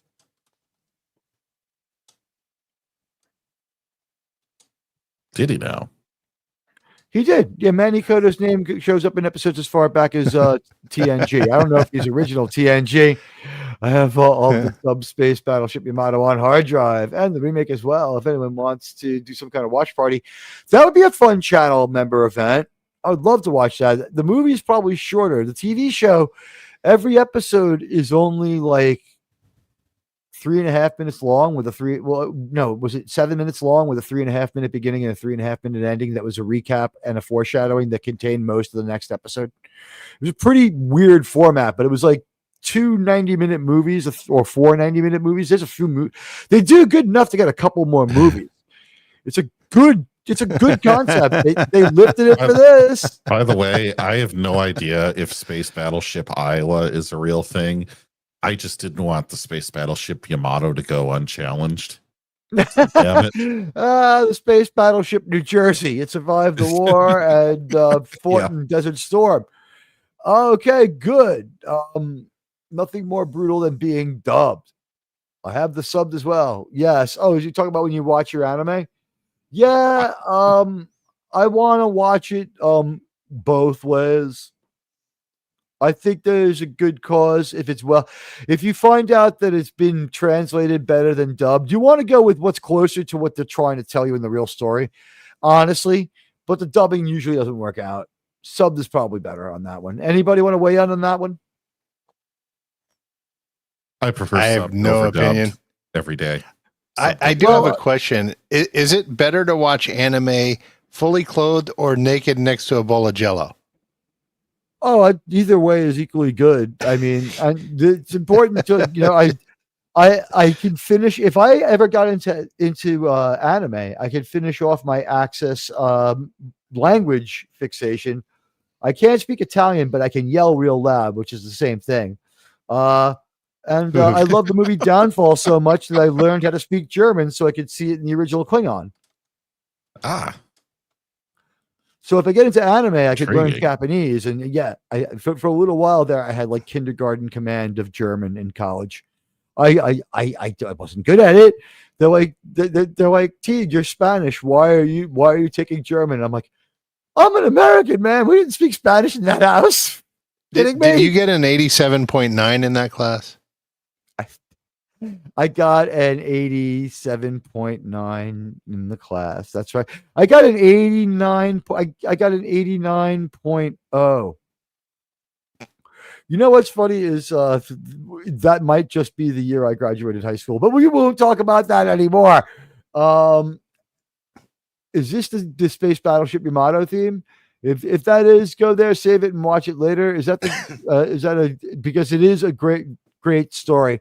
If you guys can find it, watch the Star Blazers show and try to just like use the shuttle function to get through the redundancy. It is this season of Enterprise, and there's a member video on it for all the new members. If you want to go enjoy it, check out the member video Crusaders. And we're kind of caught up on the chat, so we can advance the video essay a little further. They've seen this future, and they want to change the outcome. In fact, by the way, I've seen the future of this show. It's that we're going to finish in 3 hours to 3 hours and 20 minutes for sure, because I've foreseen that 2 episodes is too much, and last week's 4 hours might have been just a little too much show. the Federation wins the battle. They've seen this future, and they want to change the outcome. In fact, it's humanity that will protect them from the sphere builders when this battle is won. Send me back now! Take Do this. it. Do it now. It's Cindy. Do it now. There's Cindy serving aboard Enterprise I used the time transporter for my segue. Ah. Yeah, I felt like that. By the way, our ship looks great. Transporter aphasia if you do it too many times. That hasn't been a case of that happening in 100 years, which is the same as saying it happened this morning when you have a time transporter. By the way, this image of our ship, I think they did enough work in season 1, which, by the way, season 1 is the thing that's really blowing up on streaming. Season 2, apparently, they felt the same way we did. Season 2 was so lackluster that we were going to skip season 3, and boy, am I glad that I listened to my audience. I wanted to skip it. I was going to be selfish. I have had a couple of moments of doubt and pain, like they had tugging at the heartstrings in the episode where Degra is a prisoner on the Enterprise. That bothered me, like, to anger. But for the rest of it, honestly, guys, it wasn't as bad as I thought, and I'm so glad that I listened to you. I really thought it would be a nightmare when I committed to do it as far as the 9/11 analogies, but it hasn't been. And I thank you guys because it's kept giving us more time on what is the second most popular streaming Star Trek show behind TNG, which simply has more episodes.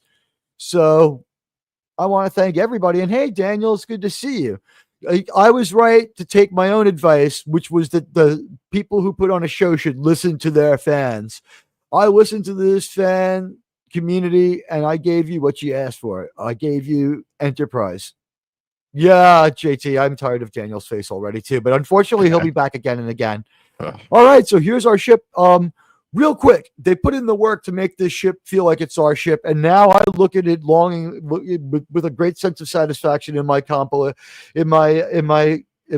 collection of little ships, my growing small armada over by my small Eagle Mosses and my 2 beautiful Enterprise models and my NX. And right now, like as I see our ship, I just feel it looks very Federation. It looks very Starfleet. It looks very, very much Star Trek. It's very much in the design language we've come to love. And as I see this ship, I'm moved to be proud of it, and I care about everybody on it. And I noticed that it's nowhere near as dark and murky and out of focus as the ships from New Trek.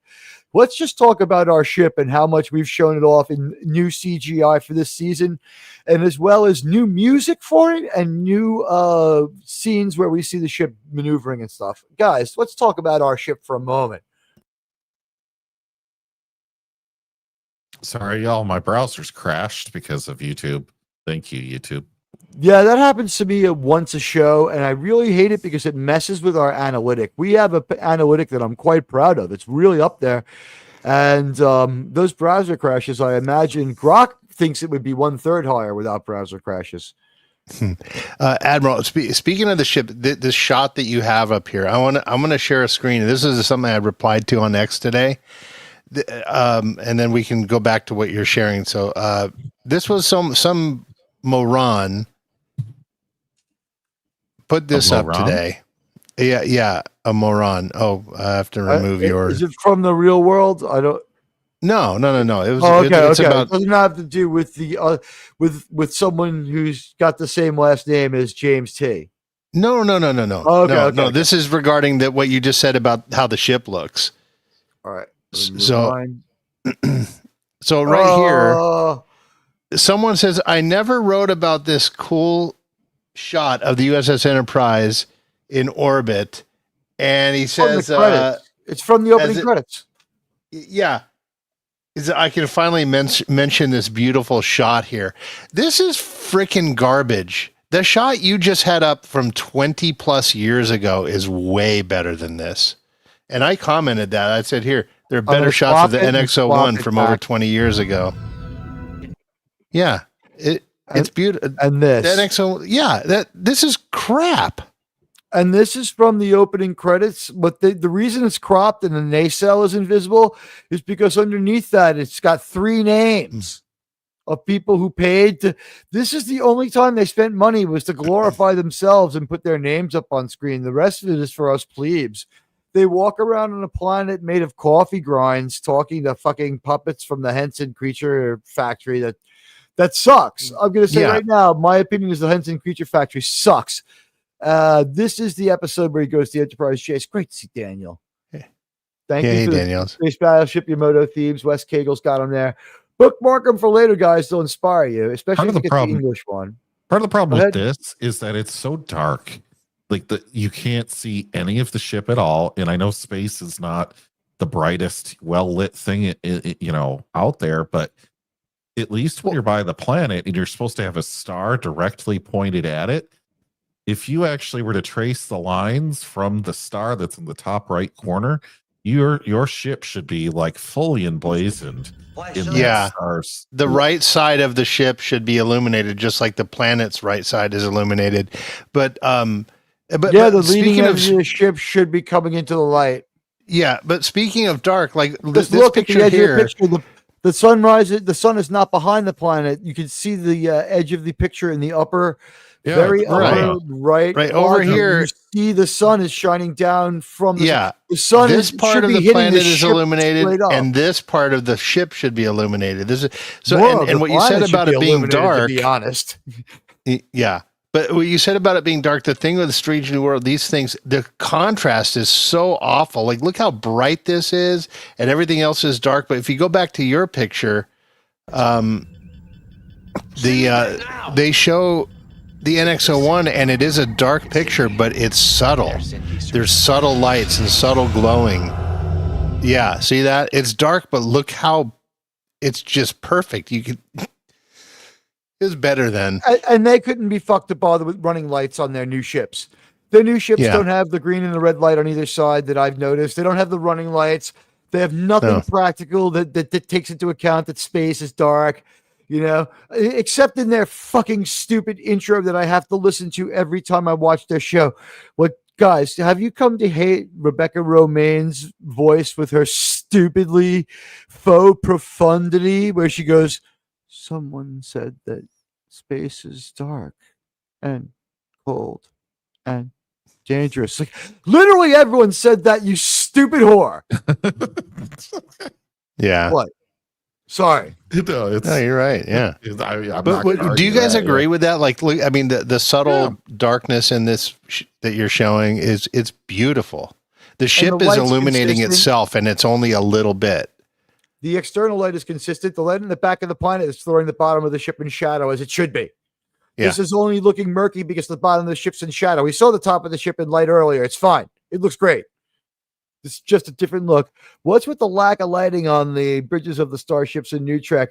Did the Federation just forget to pay the power bill? They ran out of money. They use all the light on the outside. Not to mention they forgot to save enough money. They won't part with it. They're stealing it all, I guess. In my opinion, I have no proof. I feel that they pocket the money budgeted for background actors, so they just turn the lights down and put like a mannequin there. Sometimes you see people way in the back. You can't even make out their features. They could be the same 2 guys. Like, okay, change your jerseys and stand over at those stations. And we never see aliens. If we see aliens, it's like a nose ridge alien. We never even see like a good jelly face alien. Yeah. Oh, hey, radioactive. Radioactive. Sir. Sir. Wow, that was great. We did that great. This crew is really honed to a razor's edge. When we go into battle against the Dominion, it's going to be something. You know what? Radioactive just got here, and it's only 3 minutes long. Maybe we show the musical video essay one more time when we do the intermission and get to go back to part 2 of the episode because we're in the middle of our show, the middle of our review. Some people just got here, may not have seen the video, the video essay that was on X, and it'll give us all a minute because I know that there's something I want to do that would make it a lot easier if we play the video. Or do you guys want to take over for a minute? Up to you. Do you guys see the video? Check this out. I made this as a teaser for the episode, and this is it. Monetization's out the window. But let me remove this. Guys, here is this episode's events in video essay form with some music. Here we go. Oops. You know what? What am I supposed to do? Flash up? That was the actual episode. I don't want you to die. Let me. By the way, that was an awesome moment too. Mm-hmm. I think I got that in less than 5 seconds, so I think I'm okay. That was real brief. Oh, guys, what can I tell you? It's supposed to be an exact science, but like when you're dumb like me, like you can do stuff. Let me just grab that the correct video this time. Here we go.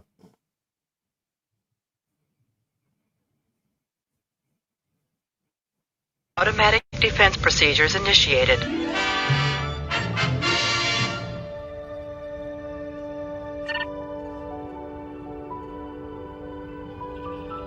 I'm reading 3 Zindi biosigns. Target the facility.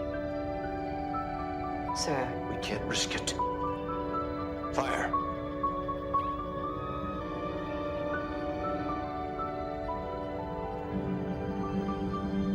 I'm still getting trace chemosite readings. It's definitely in the final phases of construction. Instead of a chain reaction, blow this thing to high heaven. We're talking about a one-way trip. I'll be flying the mission. Yeah.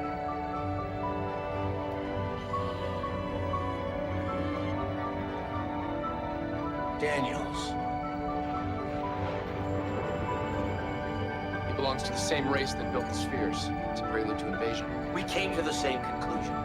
The Federation wins the battle.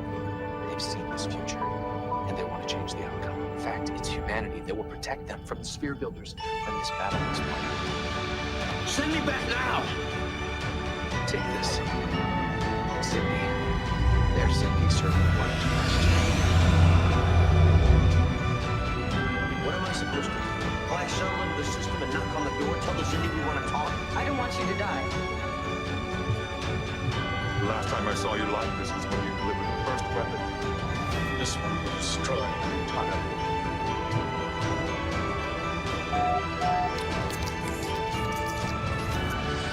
Unauthorized vessel power down immediately.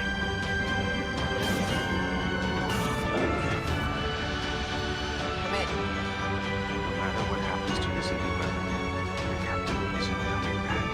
Criminals in on top of me. I don't need any leadership or plans. Dismissed.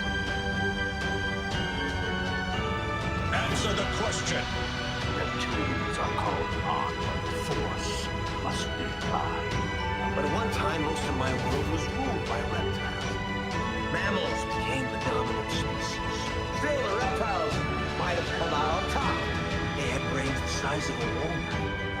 That's very small. Some evolved into snakes. What we know exactly where your ship is. An initiation. Had a coordinate. The quantum dating confirms it. It's from the future. He said he saw reptilians on Earth in a place called Detroit. So now he's a time traveler.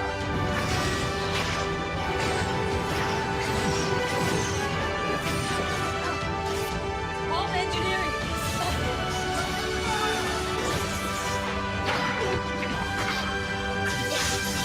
You can't threaten us. Return to your ship. The Earth ship will be dust.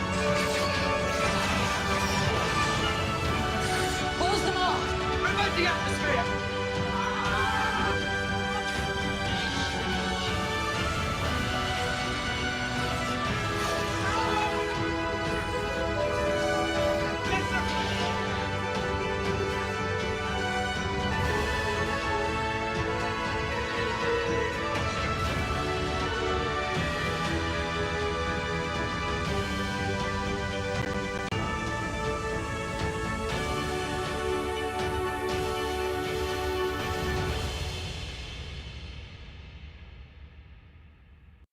That's really nice. I hadn't seen that yet. Well done.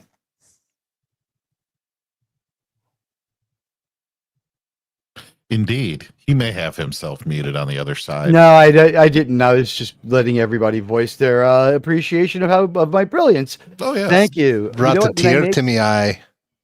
I wasn't the greatest version of Faith of the Heart, but it worked with that. It worked with that, yeah. It was it shows how cinematic that this episode was. But it really he thinks it could be like your holiday version of the Enterprise theme. It's got kind of like that Hudson's it did, yeah. feel to it, doesn't it?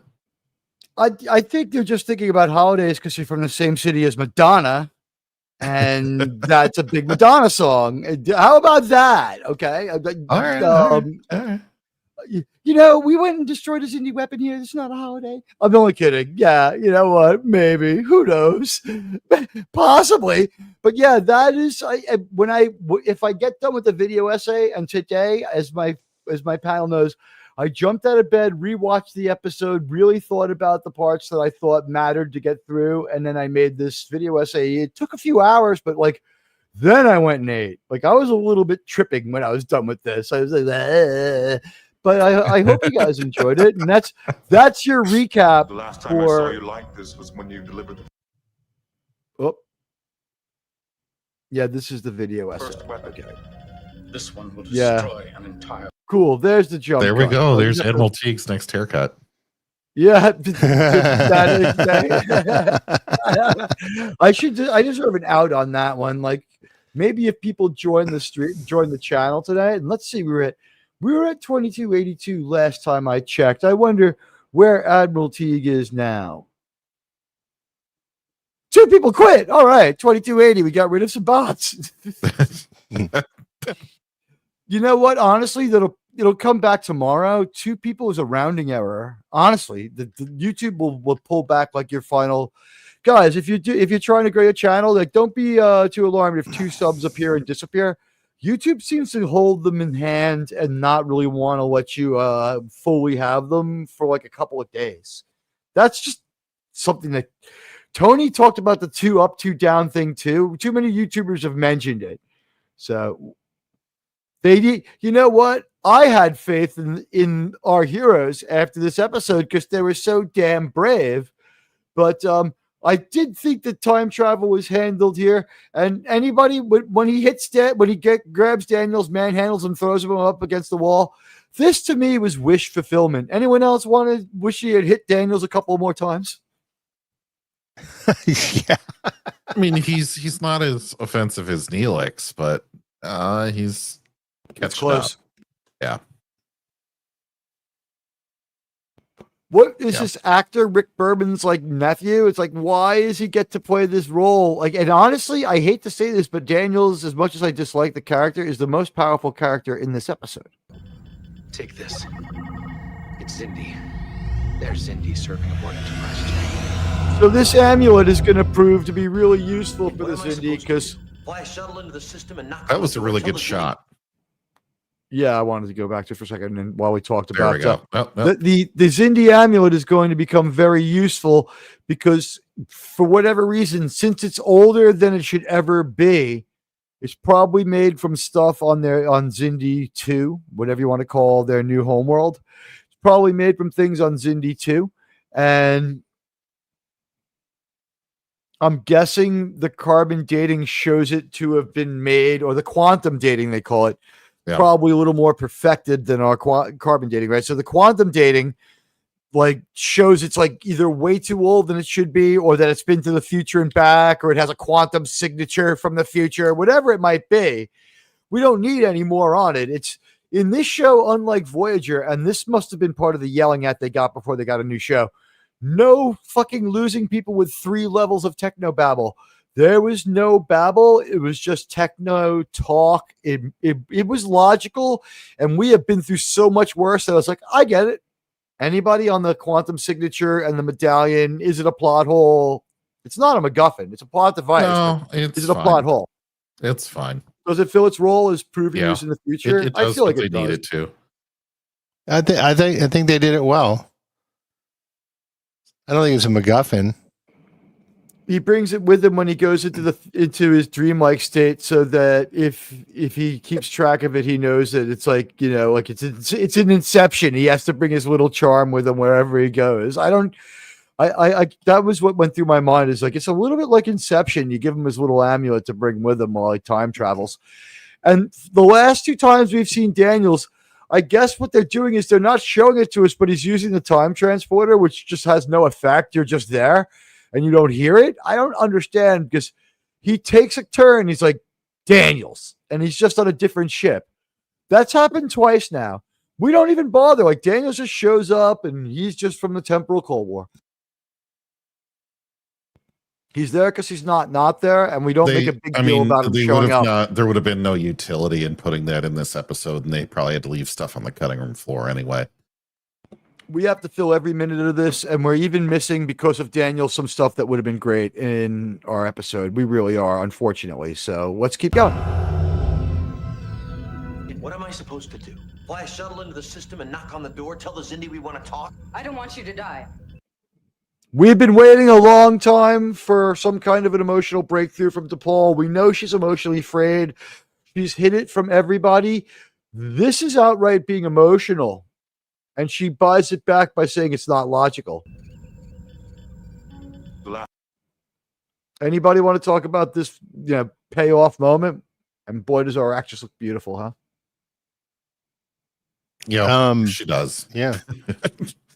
I think this is definitely an interesting thing, because DePaul has like this interesting, it's not a triangle, but it's like a multivariate relationship with Archer and Trip. And I don't know, because we had that future that didn't happen, right, with the brain bugs on the earlier episode, where she took care of Archer and got a romantic relationship with him going, but that never actually happened. And then she's kind of on this on again, off again thing with Trip. So what's the status of why she doesn't want that to happen to him? Is it more like they're family, or are they mates? I guess that's the type of that was kind of what struck me, is like, well, why? I never got the impression that they were romantic, even in that time travel one. I think she just really cared for him. And I'm glad they didn't show any kind of actual romance to confirm that, because that would have been a little kind of dumb. It diminishes it would diminish what she had with Trip. But I thought it was very touching. Like, the way she cares for Archer is very touching. It's more like shit, like we're just good friends. And I think I know why, honestly. And it's only because of my own personal experience. When I was in college, I was dating 2 girls at once. One of them liked to have sex. And one of them was just really beautiful and would do some stuff, but like, she didn't really like to have sex. But she was also like the coolest chick in the whole world. So it was like, I liked hanging out with her. And like, she was just like not wired to like dig, like to want to have a lot of sex. Whereas the other chick loved to have sex, but she was nowhere near as fun. So I was like, I don't get it with the chick who didn't like to have sex a lot. I'm like, we're young, we're never gonna be better looking. Like, why are we wasting this? Like, I wish they had invented cell phones so I could have a picture of this in my mind forever. But guess what? It is burned into my mind forever. And she was just like, I do like to have sex, but maybe not as much as other people. But like, it's like let's just watch Star Trek. It's so cool to hang out, and like she'd still do stuff, but it was like the actual sex part was to get. I was like 20. I was like I was like a fucking gibbon. Like, you go to the zoo, the gibbons. Like I was like a gibbon. So like I ended up like committing more to the one who liked to have sex a lot. Surprise! They're both about equally good looking, so like no loss there. The thing was, like, I never really had the emotional component with the one that like I had the great sex all the time with, but I never had the great sex with the one that I had like the mental component with. So it's just like they've skipped the part where they have sex and it's okay, but not like earth shattering. And it's just like they have this like mind connection, and they're just like, yeah. Could it be that they don't have a romantic relationship, and this is supposed to be a Kirk and Spock moment, but It's also that she's a woman, so that there's a slightly different dimension to it. Yeah. Between a man and I a think woman, I was- but it's supposed to I be was- a Kirk Spock moment. I think you're right. Yeah, I think that's it. I was trying to get to that, but I wanted to have some fun with it first. But yes, I agree. And it was a perfect time to cap enjoyed your off the story. analogy. It was the perfect time to cap off the. That was as long as that story had in it. I've been much more focused. Part of my other resolutions is to keep charting my progress as we go along in the episode. I forgot, although I did forget to write the time code down when Jerem beamed out for when we rate this at the end. But I fucking A. We waited a long time to have this moment, and I thought that Jolene's delivery of the line was great. Seeing is believing. You just heard her say it. It was great. A-Boss in this scene, one of the most emotionally weighty scenes in this entire series. Sean, any final words? JT, any final words before we move on to Degra?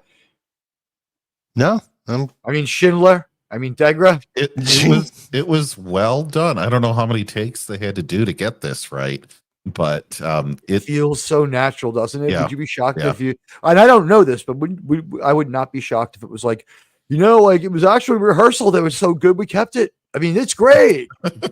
Yeah, could have been. Well, no one can mess up this rehearsal because there's no background, but this is not messed up by the lack of background the way that New Trek is, where they have to keep the lights dim on the bridge to cover up the fact there's no one there, and they walk through cavernous hallways alone. And hey, Radioactive with $5 United States says, a relationship between a man and a woman wouldn't be allowed in Star Trek today. You know what? Not only that, but the fact that he is being brave. He would be the one saying, I don't want you to die. And he would have already cowardly have written, Pike cowardly writes off the life of Ortegas and sends her. He just got, when she says, I'm the only one who can do it, and he would say, she'd cut him off and backtalk and be like, you know what? All right. And then he would be presented as doing it out of spite. And like, while she's flying into the sun, or whatever the fuck she has to do, it would be like in Pike's cabin, they would take the advantage to do a tape show mashup of all the time she's talked shit to him. And they would put in like a new reaction of him cringing and frowning. And like, just, you could layer it 3 deep of like, whatever, sir, if you say so. Are you sure about that? Okay, cowboy. All the things she said to him when she just back talks her commanding officer. I've said it before. I'll say it again. If Admiral Teague walks onto a new Trek starship, and especially after the episode with J.D. Vance, because that one pissed me the fuck off because they bunch of fruited my fucking Doomsday Machine episode with that. They turned it into a garbage scavenging machine. Sorry, I'm starting to lose focus. I'll get back to the episode in a second, I promise.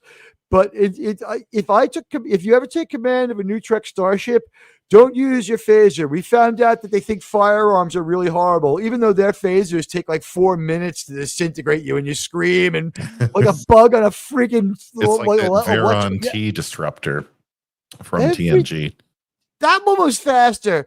Every time they fire their phaser, it's a quick burst bolt, except when they hit someone, when it's a sustained ray that just slowly and like it takes them, they die. It takes so long for someone in New Trek to die that I can leave the room, get a couple of devil dogs, eat a sugary snack, brush it out of my teeth, sit down, and they're still screaming. Well, and by to the be way, there'd be a fair, lot of blood. let's just be fair. Captain Terrell ended the same way in Star Trek 2. Yeah. Yeah, he's slowly like, what? But I get it why they did it in that one, because they're doing it for dramatic, His but phaser was set to low power because it was designed for him to use it on Kirk. I think that's why it was designed for low power. Oh, darn it. You know what? Here. Yeah. Okay. I did it. It's not that. It's pretty fast, actually. I don't think that might be sped up. Yeah, it's not as long as New Trek, but they did extend it a little bit. Yeah, it is. It's sped up, but how's that for on the spot reporting from your Saving Star Trek professionals? The last time. So there we here go. he is. The Admiral's haircut looking good. He's looking good as to Paul. Thank you for the 5 5 American United States, soon it'll be Earthican dollars, but United States dollars super chat. The relationship between a man and a woman wouldn't be allowed in Star Trek today. I also want to point something out. Every positive trait, whenever someone has it, they always say, my mother taught it to me. Every time. Or my sister taught it to me. They never, like, fathers play no role in Star Trek, in modern Star Trek. And it's a shame. No. It's disgusting. Well, Sean, I think you and JT, I'll ask you right now. Don't you think the reason why the talk about Trek United easily drowned out fresh, new Kurtzman Trek was because here was an actor who was a manly, two-fisted action and adventure Starfleet captain, cast in a believable extension and sequel to his original role, and a captain that we come to respect, and a lot of people's second favorite captain. Honestly, a lot of people's second favorite captain. Thoughts on Archer? Where is he in your hierarchy, guys? Oh, I have him at number 2. I have him at number 2. I have him at number 3. Cisco? Yeah. It's not Picard anymore for a lot of people, and it's all no, Patrick yeah, Stewart. no, that got ruined with. It's quite honestly, it's all Picard. Patrick Stewart. Yeah, but it would be more like a tie if Patrick Stewart hadn't behaved so horribly. Right. It's just that also, like, Scott Bakula is winning me over, and if he becomes the man who saves Star Trek, I mean, the autograph that I'm going to get with him, it's for all of us. I will go into debt for that one. I will not fundraise for it. I want to meet the man responsible for bringing it back. And the man right now, I want to thank Mr. Bakula and Mike Sussman for just putting the story out there to drown this garbage out from the other so-called Star Trek creators. Let's proceed. We're at the 50% mark. We got just about an hour left in our show. Beautiful delivery. The last time I saw you like this was when you delivered the first weapon. This one will destroy an entire world. That moment from Smegma, he's becoming Schindler here. He's becoming Albert Speer. He's feeling the weight of what he's doing. Something along the lines of a residual memory of Archer is going on too. They wipe his mind like 3 times, but I don't give a shit. Like, if you can remember what your ancestors remember, you're damn well going to eventually recover what you yourself remember. Give me a break. Like, if I live in a Star Trek world, do you know what I do every 10 years? I make a sim of myself. And after about 2 weeks, I'm like, so is there anything that I don't know about myself? And when it's well, yeah, it turns out that Captain that T'Pol drugged you up and you had a 3-week experiment being gay. And at that point, I'm like, when was this? And they tell me the start date. And yeah. And at that point, I'm like, okay, well, you know what? I want to thank you for your assistance in this one. And you know what? Thanks a lot. And bye.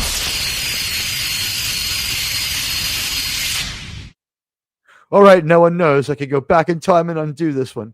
What can I tell you? All right, so we did see a little bit of the underground facility too. An entire world. All right, so Degra's got his pretty good. Regrets. Here's where Archer finally gets caught. Real quick, I like the display here. The kit bashed insectoid ship now has some of their tech on it. And look here, it makes perfect sense to me. It's long range, short range, and medium range scanning. And it says perimeter scan that you can clearly read. So they didn't do some of the mistakes they did with TNG where they're like, no one will ever see this. And then they upscaled it. They're like, oh, we need to redo a lot of these screens. And words that make sense, like attenuation, which makes sense in the sense of shielding. Sean, what do you think of this wonderful little piece of Star Trek art right here? I would put this on my wall. It's great. All the displays on this are on the whole show are awesome. If we went and read that micro print, it would probably mean something. There's probably something to it. They're able to work Trek United off the bio of Archer in Mirror Darkly. Unauthorized. So this is the moment his plan goes wrong. Was a lousy conversation anyway. Wait, can you go every back to Phaser it? Blast in this episode. Sure. Here we go. When do you want to see this, or do you want to see the moment? No, this one right there. I was just trying to see if it had anything. What's in big in it for you, so you can get maximum detail for a moment. Some of this looks like it's not English or it's Vulcan. Is that Vulcan? Maybe DePaul had to work on it with Hoshi. All of its numbers. Are they all numbers? Yeah, they're all numbers. Okay. But if you zoom out a little bit, it looks like a written language that we don't know, but it's all numbers. Thank you for rescuing me from looking bad there. Vessel You're power fine. down immediately.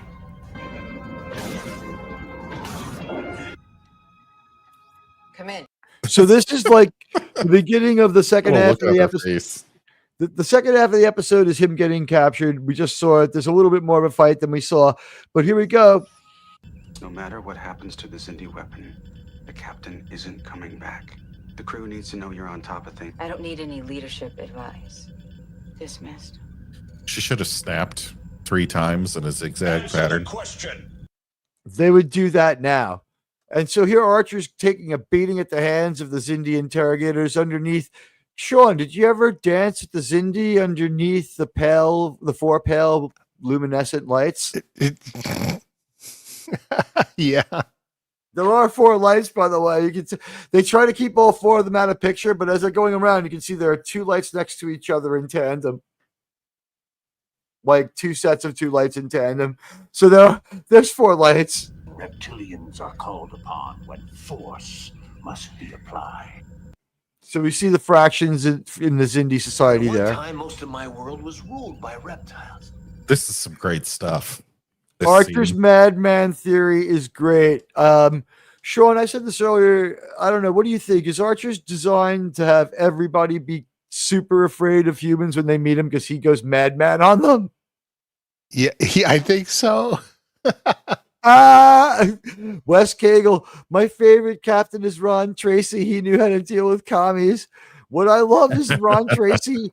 If you really want to take that further, he also had a capitalistic enterprise in mind too. He's like, I'll turn this planet into a spa. People can come here for a couple of years and then they'll be immortal. It'll be great, Jim. It's like, there's no immortality, you fool.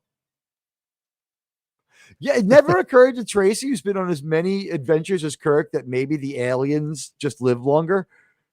Guys, the greatest space battle in Federation history is coming up. If you're around, tweet out we're live, tell your friends. This is the part you've been waiting for. We built up to this. It's the Battle of Azati Prime. It's really going to get going here. It's intermixed with Archer's interrogation. So the Zindi are going to they're going to really just interrogate Archer to a standstill. Still, the reptiles might have come out on top. They had brains the size of a walnut. That's very small. Some evolved into snakes. You want me to kill you? We know exactly where your ship is. So some of this gets missed here in that exchange, Admiral, but the funny parts of this, I think, are some of the best quotes that are just trash talk quotes of anything in all of 66 through 05, where he says, I guess I know your specialty. And what's that? Stinking up the place. I like that. I liked, you don't want to know my specialty. It was very good organic banter. I liked it. It was. That was a great exchange. Then the other part was the end of this reptile story. After he said, they had such small brains and all this stuff, but he's like, you should come over to my planet sometimes. I'll take you around San Francisco. Oh yeah, we can also get some delicious turtle soup. And just that was great. That was great. Like, oh shit! So guys, you got here at the right time. I see the live count went up a little bit. Welcome. If you're just getting here, we have a battle like you wouldn't believe that you're going to see. I preserved almost all of it. I did very diligent fair use on this one. I kept the clips real small, but when I did some creative editing, I intercut the battle on the ship and the struggle on the ship even more with the battle so that I could let the battle play a little longer without having to stop it. Admiral, confirms it. the future. I have some. Excuse me. I do have a update on that screen that you were looking at. Go ahead. Just so I zoomed in a little bit, and it's right here. You're gonna have to. I'm afraid. You have to switch screens. Yeah, there you go. Oh, yeah, it's right here. So if you zoom in. Oh. Those are some precise sensors. I'll tell you what. He is. He really just. He doesn't retract bad information. That's for a weekday show. Guys, if you're here now, if you want, on my weekday show, I do cover like other stuff, like how the Trek actors act out of the spotlight and other stuff. We kind of concentrate on Paramount here. This is what I do because I'm such an asshole. What I do is I am the same as you. I go about my day and I listen to everyone else's podcasts and everyone else's streams. And if there's one story of the day that's overriding, sometimes I'll give my take on it. And last week, my take was debunking Disneyland is empty. Disney World in Orlando is empty. We proved, and I pulled the statistics from 1970 to 1954. August has never made more than 4.7 to 4.9% of Disney's annual park intake for Orlando, which is the park being talked about. So I called it fake news. I'm sorry. That's fake news. Did you happen if you're a to Disney expert, you should know that's. Do you know when, Sean? February. I'm sorry. Do you know when February beats August for the least profitable month for the park?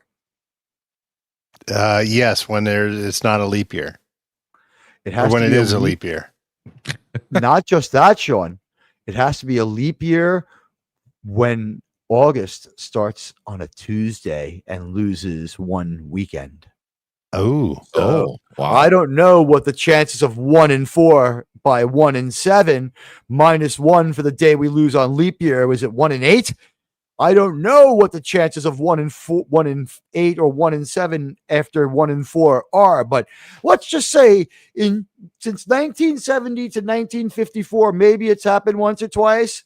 The deal is this: all the people saying that they're experts on Disney, how do you justify this fucking fake news for days and days and days if it's been the same from 1970 to 1954, except in August, when August starts? The tourists will be installed on Tuesday, Sean. I do. I have a question for you. If there did happen to be numerous videos up there on that subject back to back, did you happen to post that fact in said videos? No, I don't attack people in their comment. I don't go after people in their comments. Well, I mean, you can do it in a non-attacking way. You could just do it as a clarification. You know what? If I clarify to somebody who's really making their business for 4 straight weeks to talk about how empty Disneyland is in August, I already know that it's not good faith if they're lying about either one of two things: that they know what they're talking about, or that this is news. Yeah. I would hope that they're lying about the fact that's news, because if you know what you're talking about and you're saying that it's news, what the fuck kind of observer are you that you didn't notice that the park in 2014 had as many visitors as it had in 1974 in August as a percentage of the whole of its take financially? And that's even with prices. So, I mean, I want to stay on schedule on this one, but let's just say, like, we're going to concentrate on Paramount because, you know what? One, no one will debunk us because no one gives a shit about Paramount. 2, Paramount got bought by a really wealthy company. Yeah. Oracle Computing has the money so that we will be able to get some good programming soon. 3, it's $8.99 a month. I can afford it. 4, I as always had an interest in Star Trek and I love it. And 5, they've got Taylor Sheridan, who's the best new storyteller ever. And man, Landman is as good as New Trek is bad. It really is a good fucking show. So make sure to join us for that. But we're 80% of the way through. Let's let this keep playing for a moment. And then if anybody has anything to add, we'll add it. And then we'll sum up the show. Reptilians on Earth in a place called Detroit. So now Lies. Now I just lies, scurrilous lies. But you know Archer what? It's knew that effective shit in a wasn't bid to make Detroit. us. That's true, but is it effective to the audience to make a bid to say that the Xindi might be right to destroy the whole planet? It has Detroit on it. It's the only way to clean up the crime. Not on its own. I think you have to add in New Jersey and I don't know. That's the Somalia. beauty of this indie plan. We get New Jersey as well. I mean, poor Hackensack. Can you imagine the Hackensack Day Parade? It's like, ladies and gentlemen, the biggest stars from Hackensack, New Jersey. Please welcome. You know him from Ozzy Osbourne, Zach Wilde. The crowd like goes nuts, right? And it's like, you know her from Snow White. It's Rachel Ziegler. Womp, womp, womp. New Jersey is such a weird place. Weird. Last week, we got some information from Commodore 3-Pack about the time she was stuck in a phone booth with a doctor. If you have your browser closed, this is the moment to open it. I'm going to show you as much as I can of that battle. It's cut for fair use. We've shown it early in the show instrumentally, but you can see it right now. Check it out. This is some great shit. We're going to freeze frame it. in a place called Detroit. That's now I no longer really have mercy for the humans. So now he's a time traveler. So the ship's taking a fucking beating.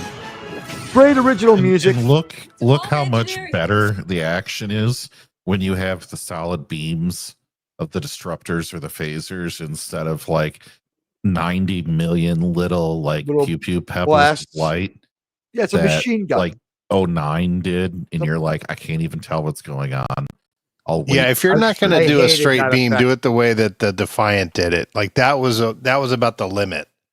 Right. Yeah.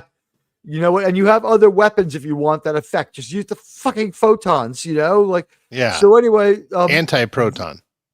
But pure. Absolutely pure. By the way, to Paul here, they give her the Lost Captain Frozen treatment, but it's not. She's already said, we don't hear it, but when we see outside, they show, don't tell. She's told Reed to fire at will. She's done everything she can do. She's not frozen. There's just no more orders she can give. I always enjoyed T'Pol in command. I find her to be a much more aggressive commander than anyone but Tucker. She attacks. Her instinct is always to attack, and she's always been more of a warrior than a philosopher. She is not like Spock in that way. Go ahead. We've seen her in the chair so many more times than just now. So we're already confident as a viewer at this point in the show of her ability to command. It's not like they just picked one random person and threw her there. I can remember we had that episode where I think Beverly Crusher. Yeah, I was just going to mention that. A ship the Borg stole from another species, though. Yeah. Turn on the magic shielding that'll make us fly into the sun that we've never turned on before. Turn on the metaphasic shields we said we wouldn't put in. They elevated her to that position in TNG, and we weren't ready for it because she hadn't really proven herself in a command position. By the time we've gotten to here, a shock. You don't need to go through an entire drill of installing her in command and having to watch us see the crew try to learn to trust her, any of that. We could skip right to the battle scene where, like you said, Admiral, we already know she's said spin the ship so the whole plating, you average the damage out and do this attack pattern. She's and doing fire every single thing that can be done. Probably, attack pattern to Paul or defensive pattern to Paul is probably impressive. Probably the best one. I'm sure that's the one Archer uses first. And what's also impressive is the special effects on the bridge here. Not coming all from a of them different land place than we're used to seeing the explosions. Yeah, they always come from a different space on this ship. Is this some crazy magnesium thing that they did to get all these super bright? Magnesium burns really hot, so I would guess not, because we have our lead actress very close to the explosion for the insurance people. She's a good. This force perspective has her even further away than we think. I'm guessing. What do you think, Sean? She's further away from that one than it even looks, right? She's too beautiful to risk. Yeah. She's your show. Yeah. You absolutely. It's like they're like, do we blow up some pyro near to Paul? And someone like finishes like their drink and looks in their hand as the Pepsi, and they hear the Michael Jackson music in their head and like, no, we don't play with fire near our star. Well, but this, if you know, you know. This is like You an listen to this electrical show, you spark. know. This isn't like you have 2 propane tanks hidden behind a bulkhead, and then we're just going to shoot flames out like it's a freaking Kiss concert, right? So I just kudos to them for making it really feel dangerous as hell to be on that bridge. Oh yeah, really well done stuff, man. They've lost skill. This really is one of the more enjoyable exchanges of fire, and we're going to go back to exterior, and we're going to see the biggest exterior ever. Now, that was a great doubling of Connor Trenier. We've seen terrible doubling in Strange New Worlds. That was good doubling. Go ahead.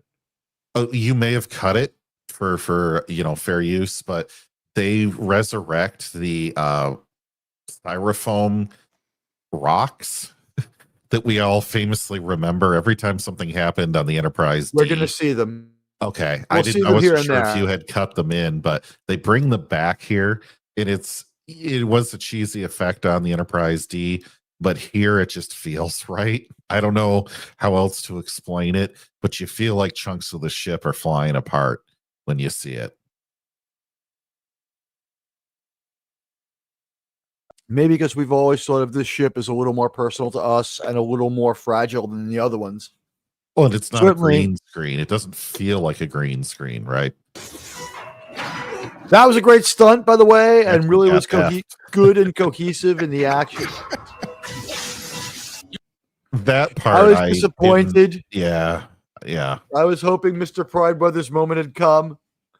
What would have been great is if it was falling on Hoshi and Mr. Prideweather showed his quality by saving her, and then we could have like a hologram of him and be like, it's not actually him. We put together an AI program of how he might talk, and it would this way would excuse the bad acting. He'd be like, hello, if you're seeing this, it's because I died fulfilling my duties to Starfleet. I am grateful that I was able to serve. I modeled my personality on Captain Arthur. Like, you know what? Just turn Pride Brother off. We'll watch him some other time. Would he get a Tasha Yar goodbye video? Guys, with the random laughter is when I have a chance to check the private chats. You can't threaten us. Return to your ship. Survivors. The Earth ship will be dust. That was a great delivered line too. And we can go back to it, but I did want people to see. They say the Earth ship will be destroyed a couple of different ways. We'll play through this sequence of events right here, and I'll let you watch the battle. Because here's the deal. This talisman has some sort of quantum signature that shows it's been to the future. It's traditional to their people. They recognize it as authentic. Degra takes it as proof. He believes it. Now, you talking time travel, usually you'd blow people's minds, but they've come to the right place because these Xindi talk to time travelers all the time, so they know it's for real. And they're absolutely sure that they can't trust the time travelers. They're just not taking any chances. If they have to blow up the entire Earth just not to get messed over by these time travelers, they just will. Guys, it's kind of their thing, right? Yeah. I was thinking of something really random in my head. I'll just say, like, what if they had brought a dinosaur skeleton along, and they're like, "Here you go. Here's what reptiles used to be on our planet." And then they quantum date that, and they find that like the dinosaurs actually lived like only like 30,000 years ago. If this was Alex Kurtzman's Star Trek, they wouldn't give a fuck about the timeline, and all of a sudden the EMH would activate, and it'd be like, I met a society of dinosaurs that evolved on Earth and went to space. It's quite possible that you are related to them. Like they wouldn't give a fuck. Anyway, they recognize this talisman as for real. Have it quantum dated. The quantum dating confirms it. It's from the future. He said he saw reptilians on Earth in a place called Detroit. So now he's a time traveler. Yeah, and he goes to all the stupidest places. Did he at least check for like a place that didn't like a place that will let me carry my gun in the premises, whatever? It's evolved engineering. Great stunt. Another pretty good stunt. Another pretty convincing action stunt. Return to your ship. This is where the Alliance starts to fall apart. The Alliance has been in trouble for a while, but we proved they're breaking it. We've also, Degra's killed a few Zindi insectoids. You Look, here you can see through the ship here. Guys, you can see through the ship here.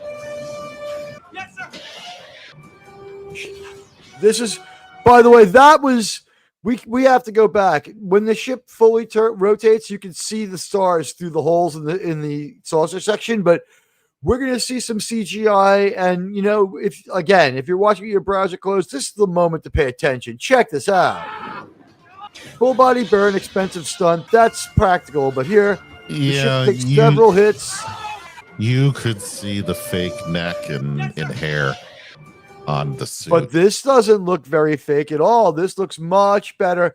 Much better. And you know what? We're in HD. They weren't.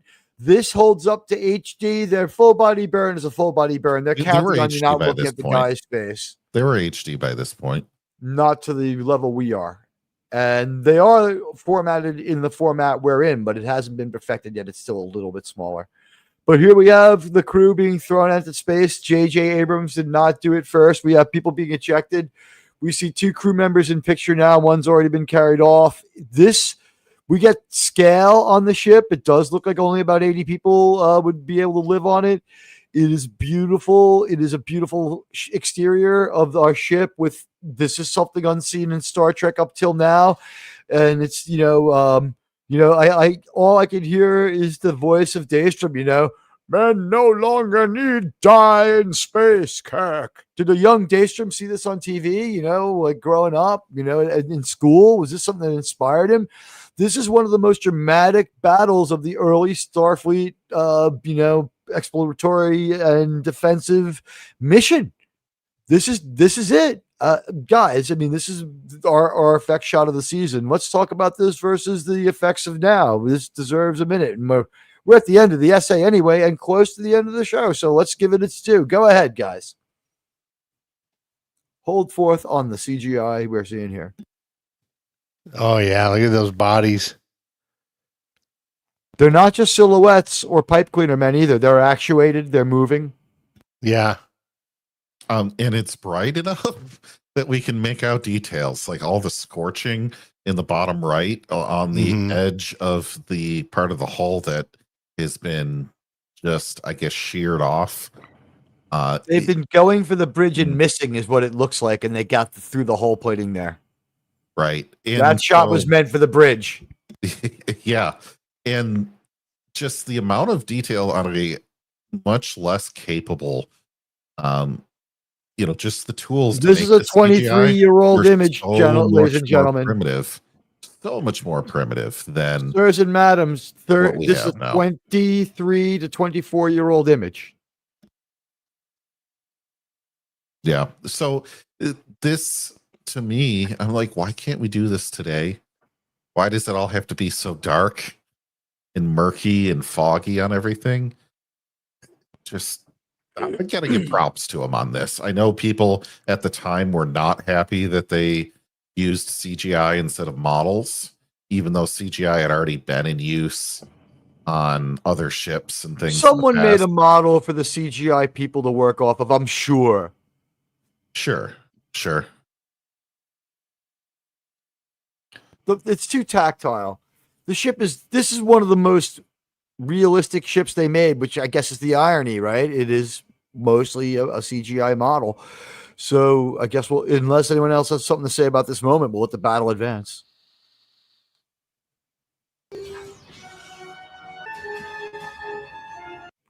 It's important we know our hot women are safe. And there's some great music playing. This is some great original music. It's the Zindi attack music, whatever it is. Look how fucked up our ship is. We have never seen a starship this beat down before. And again, ladies and gentlemen, if you don't have the tab open, now's the moment to look. This ship has taken a beating. I'm almost wondering, where is the warp core on this ship? Because you would have thought they would have targeted that thing instead of pockmarking it all these times. Theory, the Zindi don't know. They have a lot of stuff, but their sensors aren't so great. That's why they need thousands of satellites to surround this planet. Yeah, You can take from implication of that their sensor ability isn't as good as some of the other stuff they do. For instance, Starfleet knows almost as much about the spheres as they do, and they've had 70 years to study them. Yeah, plausible theory. I like it. It works with it. It's totally headcanon, but here's the thing: when a headcanon is headcanon, it rises to fan theory if it doesn't break any show rules or have any other implications. So here's the moment I think where we can see the stars. I had to fade it. Watch the episode. It's great.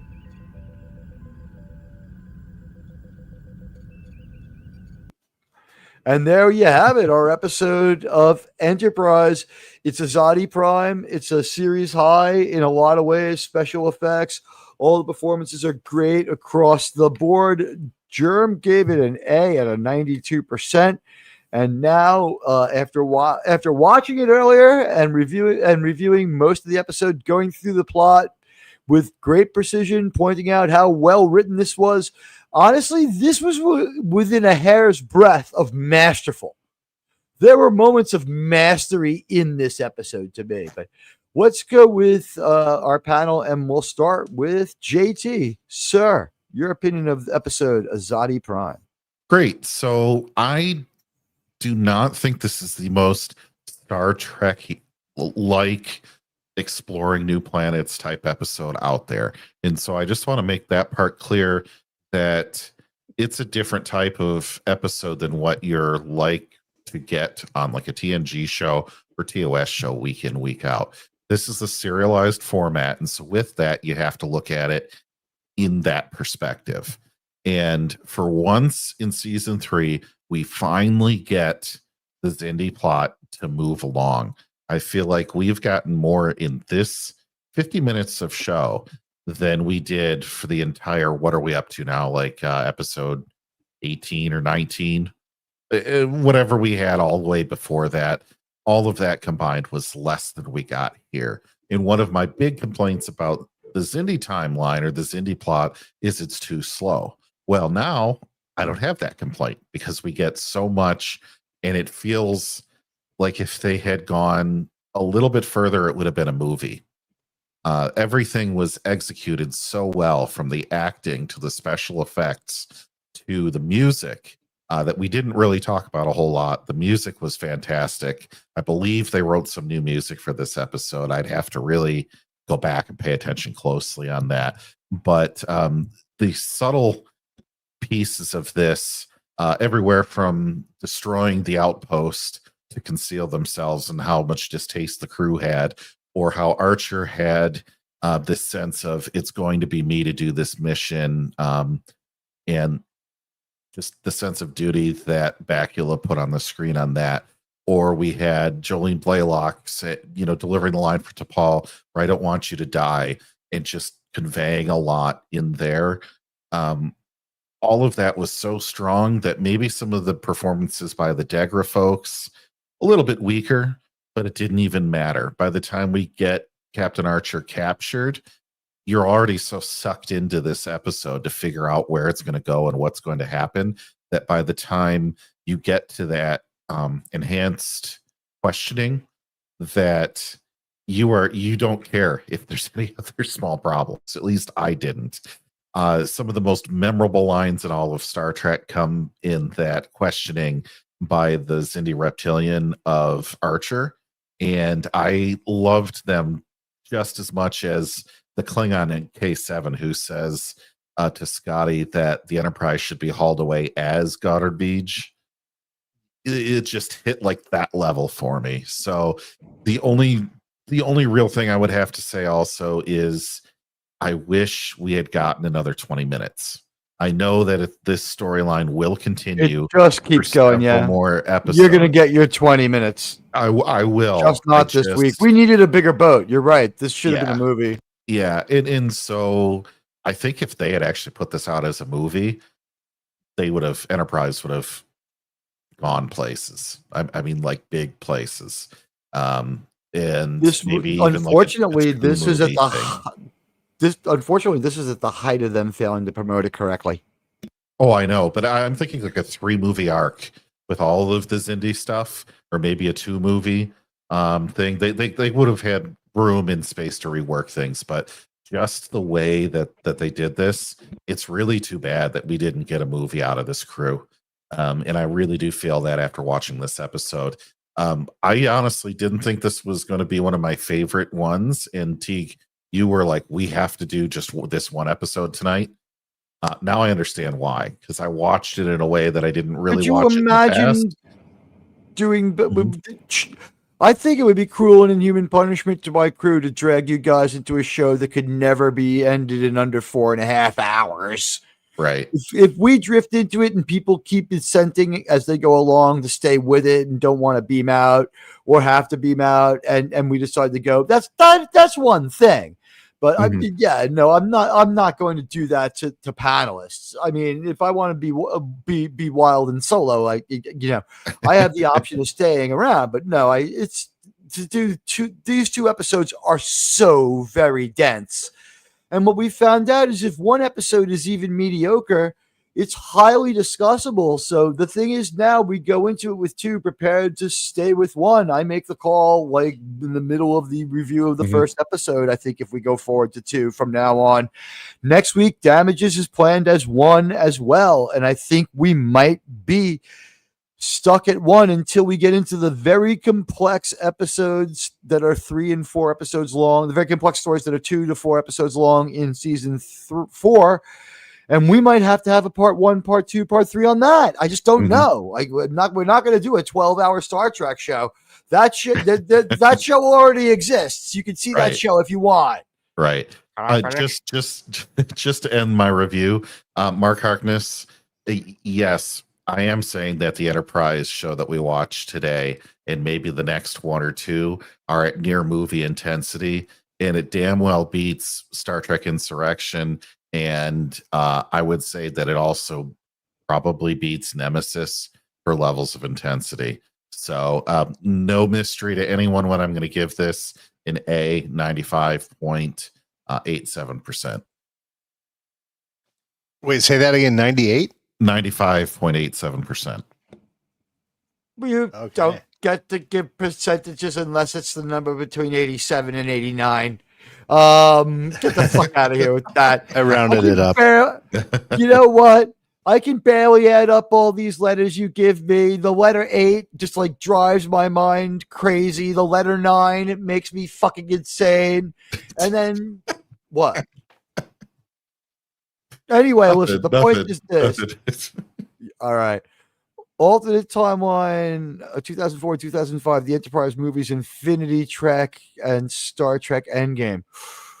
Anything would have been better. I mean, except Shockwave, the movie, would have been what these bad decision makers would have opted for. That's the problem. They're great writers. They really are. We were wrong. I was wrong. RRTN said, best Archer episode next week is Darkest Choice. He is really just showing that, like, Patrick who? Right. Patrick who? But you know what? Yeah. JT gave his opinion, which means that it's Sean Stern in the hot seat. Go ahead, Sean. All right. Well, I agree with most of what JT said. The only exception is I don't mind the slow burn. I think that the slow burn we had makes this episode and the next one, a couple we're going to see, that much better. And it's interested me so far. Now, I would have agreed more with JT before doing this rewatch because, you know, like we had talked about, there was a lot more sci-fi in this arc than I remembered. Now, for this episode, everything else JT said, agree. The acting, the special effects, the story, the intensity, there was a lot packed in this episode. It was extremely tightly written, very wonderfully written. The plot moved, and we got to see the characters and their emotions and everything. I give this a 95, and it's a rare 95 in that normally if I give something above a 92 or 93, if it's in a 95 territory, it has to have good sci-fi. This episode does not have really much science fiction in there. But that being said, Balance of Terror is one of my favorites, and that is very little sci-fi in it as well. It's just action. It's a submarine show. I mean, and that's fine. It's fine to give us a good action episode. It doesn't always have to be some science fiction thing. And when you do that in a science fiction show, it better be good. And this one really did it well. So I give it I just saw Wes Cagel's but yeah, this gets a 95 from me. To go past 95, it has to be like good Trek. This was a great story with Trek characters, but yeah, it's as good as it possibly could have been given the type of story it is. I could defend the Trek sci-fi element in it just by saying, is it not sci-fi that the fact that one of the people whose emotional journey we're following is a journey of Vulcan, right? And her inherently alien reaction to this is different from a human's, but she's been smoking the space crack, which is also kind of a little bit sci-fi. And she's a little, but there's a lot of humans that would, change in a certain way in a situation like that. It's just a little bit more turned up with the Paul because she's Vulcan. But no, I mean, there's a little in there, but not enough for me to say, oh, this is science, because that wasn't what the story was about. It was a very small element of the story. So for good sci-fi, the story itself has to be good science fiction.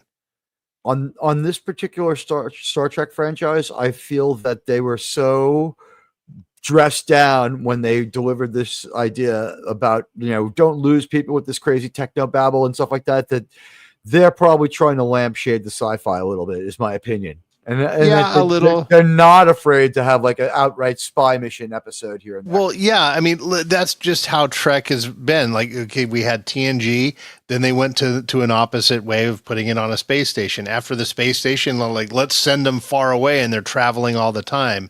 And now with Enterprise, they're like, okay, let's reduce the technobabble and get to some storytelling. But yeah, every new series does a little shift from the previous one. It confused me when I looked at the streaming numbers for Star Trek that Voyager beats the fuck out of Deep Space Nine. I'm telling you, I'm loving my rewatch of the series right now. I'm falling in love with Voyager. I always Voyager liked again. Voyager better. I always thought it was a fun show. I thought it was more Star Trek than the other one, but okay. Yeah. So give your take on this episode. You graded it? Yeah. 95. 95. Okay. And a rare 95. So you and JT are both at a 95.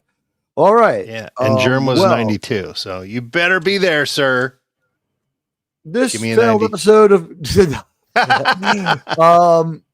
you know what? Its reach exceeds its grasp. No, you know what?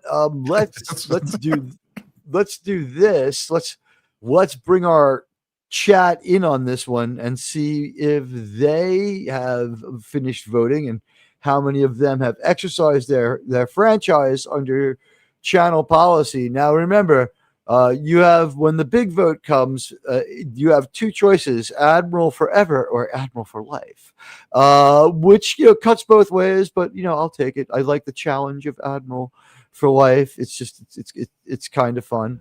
But I hope you appreciated today's little Star Trek video essay, where we got to see some of this. And I'm thinking about maybe just narrating over this and just doing a plot synopsis of the episode and dropping it onto YouTube and seeing how it does. I don't know. It's worthy of one. You know what? The episode is worthy of it. And I thank everybody who watched it. But we're not done yet. coming up in a moment, your grades and Admiral Teague's take. So let me see if I can find your grades. I have isolated them here where you can see them. And I am putting it on the screen now. Okay, there you go. Ooh, sirs. There you go. All right, let's take a look at your grades. Sirs and madams, you have been put to the question of what grade do you give episode Azati Prime? And before I do that, I'm switching it to live chat so that I can really see what people are thinking. Always try to remember to switch to live chat. That was one of the most valuable things JT told me. All right. So what grade do you That give and always episode? wear a rubber. That was the other valuable thing I told you. Yes, especially when time traveling to Romulus. All right, people are jumping in there right now. It's got 13 votes at the moment. Our chat on this episode has decided to go with A, 69%, B, 23%, C, 8%. You are a tough grader if you gave this one a C, but you know what? That's fine. You know, that's what the show's about. Not all opinions are going to match up, and that's like why one of the reasons why I think Jerem is such a great co-host for me is he's not afraid to stand his ground on his takes that are, you know, usually substantially different than mine. So, you know, tune in on weekdays for that one. But let's see, Voyager says, oh, God, yeah, I guess you don't like it. Like, fun does not commence when you watch Voyager, Wes Cagle. All right, so here's my take. This was an exciting episode of Star Trek with everything in it that I watched Star Trek for. We had a passionate, two-fisted, tactical-minded captain who was going to leave it all on the line so that his men and his crew, his people, didn't suffer. He didn't want to risk his ship, but he was willing to. All the marbles were here. Captain Avatar from Star Blazers Admiral Avatar from Star Blazers didn't make it this far. You know, Archer gets captured. He's a Chad. He's totally, you know, giving it back to the Zindi. The shit talk with the Zindi, as everyone said, great banter. All the dialogue and performances in this episode were absolutely fantastic. I don't know why it's just not called Damages Part 1. Azati Prime is a really weak name. I'm not going to give it points off for that. I'm going to give it points off for we didn't need to see Daniels at all. We didn't need to see Daniels at all. I would have liked that time to have been allotted to the moments that we had with Trip and with T'Pol, because you know who didn't get her moment to talk and say goodbye to Archer was Hoshi. And she was the first person he recruited. He knew Trip they said was goodbye there. in his quarters. Did I miss that one? I'm sorry. Yeah. No, that was Yeah. in the mirror universe, Sean. That's right. When he said goodbye to right. everybody, when he said goodbye to everybody, Hoshi was there. There was no moment individually with Hoshi. She was doing math. She was busy. I hear it's a big hobby. Again, what does Shran call Hoshi and Mayweather? But one day we'll find out. You know, I think I got it figured out. It's like pink skin. Bring the rainbow skin with you. What do you think? I do have a comment though about what you said about it, the episode not needing Daniels. That I kind of agree, but they had to wrap that part up. They had, because if they would have just ignored Daniels, they would have initiated. Don't worry about it. They would have. They had to do something with Daniels to wrap up that atrocity and close the book on it. Don't we bring him back again? Yeah, you're right. Yeah, he does. Yeah, he takes him to. Yeah, he does. Yeah, but you know what I mean. Like they let that genie out of the bottle. You got to do something with it. They couldn't just not have him back. You know, like the restaurant at the end of the universe is a better fucking time travel story. I'm sorry. I hate time travel and I hate Daniels. When I see him, I get angry. Yeah. Anyway, sorry. I didn't mean to interrupt your review. No, that's fine. That's my review's over. It's an A. I give it a 95. I'm going to stick with the rest of the crew. Keep it easy because this way I don't have to do maths. I add up the letters and it's a fucking mess. I get the wrong letter every time as the answer. And, like the letters that represent amounts are my least favorite letters. I fucking hate them. And that's the letters 9/11 make me very angry too. Thank you guys for being here with me for that one on Thursday. It was good to be around my friends and have a little bit of distraction and to talk about Star Trek. Today we talked about great Star Trek. This is a great episode. Next week we're going to go into another great episode. It was absolutely fantastic, and it was a pleasure to watch this one earlier. It was a pleasure to watch this one earlier today. I had a great time making the video essay, and maybe there'll be a video essay of this released. But I thought that this was the way to do our episode to really show it off. The slideshow takes only slightly less long. You remember on Pop Culture Breakdown when Rob Wright was, Doomcock was like, maybe make a slideshow, and Rob Wright was like, no, it takes for, and Doomcock was like, what do you mean? It's like slideshows are a little bit like maybe 10% less intensive than this. Slideshows are such a bitch to make that I just do these instead. Honestly, it's only 10% harder than a slideshow. You got to really watch the movie. You got to get the right moment. You got to cut it. You got to label it. You got to number it. Here, I just cut the piece of the episode out and drop it into the other Vegas browser. Just 3 seconds at a time. It's a lot easier than making a slideshow. I made a slideshow 2 weeks ago, and it was a disaster keeping track of the slides, and we fell behind. So here we are, right on schedule, as we get ready to say to our audience, we love you all. Admiral's going to come back on Tuesday night with a very special show with Germ, and let's see who else is around. And then Thursday's show is with Krimlon, and Radioactive usually come by on Thursdays. Let's give the audience the final say. We're stuck at 13 votes for a while here. It is 69% A, 23% B, C, 8%. You guys are hard to please. I mean, I'd like to know what the person who gave it 8% gives yesterday's Enterprise.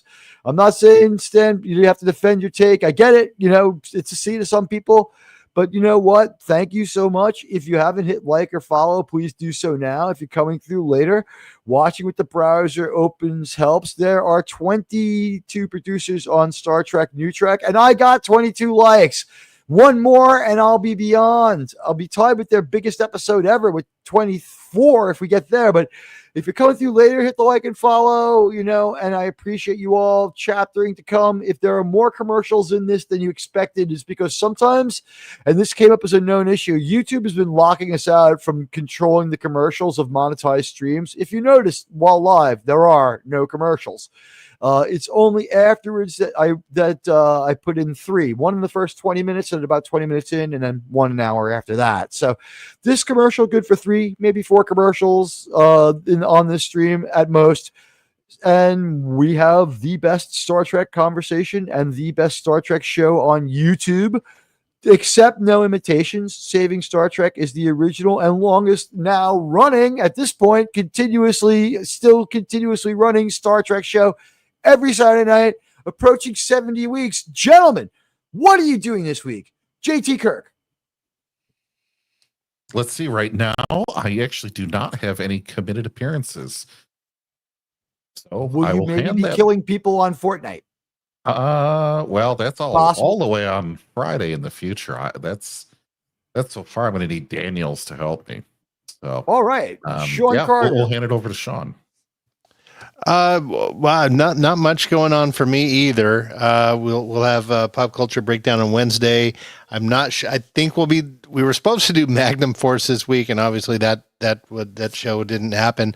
And tomorrow I'm going to spend all day in the garage doing models. I'm so far beyond. I haven't posted a video in 3 weeks. There was a time when people said they were doing models. It meant something, but you're just making. I used to do models when I was like a smashing young club kid meeting all the girls. But you know what? Sean will be doing models, and you know what? When you finish that fembot you're making for me, I will really appreciate that one. All right, so okay, I will not QA test it though. The movie on Pop Culture Breakdown is Magnum Force. It's got people from all sorts of places in it. It's the Enforcer is the one with Tyne Daly? Is Magnum Force the one that has like David Soul and the guy from Animal House and the young I cop? don't Does that have the know. young rogue? If it's the one with the young rogue cops, it's the best Hal Holbrook heel turn. All right, guys. So it's been a good long show. We're gonna break the 3-hour mark, but just barely. Come back on Tuesday, and it's everyone loves Hal Holbrook. You know what? Before I did the DNA test and found out, I'm going to share a little secret with our audience here. It's like I suspected because of my hair that maybe Hal Holbrook was my real father. And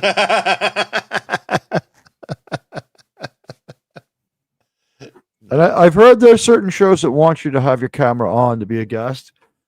As you can see, I have designed a vlog of a very handsome man of about 40 years old to represent me. I'm actually, I look a lot like I'm a Zindi insectoid in real life, but this is my vlogging visage.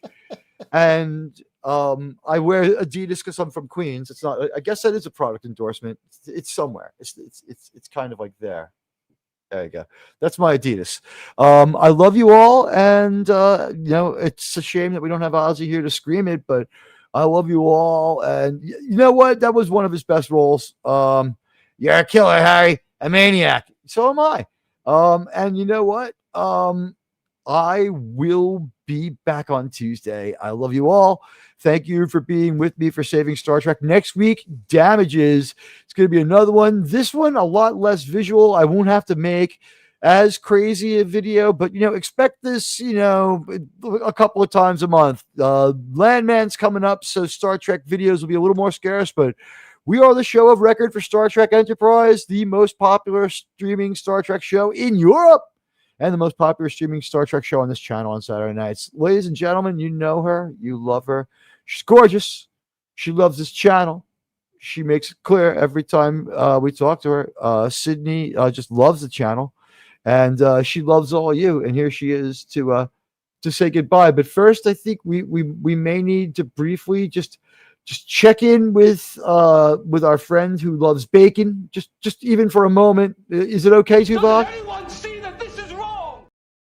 It is wrong.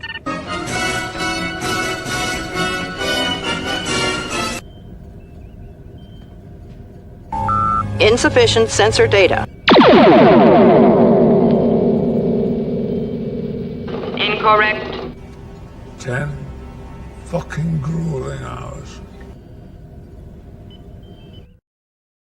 How great is it that they provided me that clip of Picard saying that? It's like they trolled themselves. This episode of Saving Star Trek was brought to you by the genius of Gene Roddenberry, the dedication of my brilliant panel, and the love of every last single one of you, as well as the generous financial support of viewers like The Dead Man, Krimlon, JT Kirk, RRTNZ, and Radioactive. I thank all of you. You are the most worthy and greatest of humans. I thank you so much. And for those of you who got gifted memberships, be grateful to these fine gentlemen. Ladies, your breasts are about to get bigger. Gentlemen, in the morning, you'll notice your penis is somewhat larger from being a member of my channel. Sean, it works. I'm not going to lie to people. Guys, we make no medical claims, but if you try it and it doesn't work, I mean, you can just quit, but I'm pretty sure it works. I know. I accidentally took the red pill, so it went the other way. Oh, you know what? Just what you got to do then is just raise the level of membership in the channel to undo the damage. All right, guys, you know her, you love her, you earned her. You know what? There's something you need to know about Admiral Teague. The word decent doesn't apply to me. But here she is.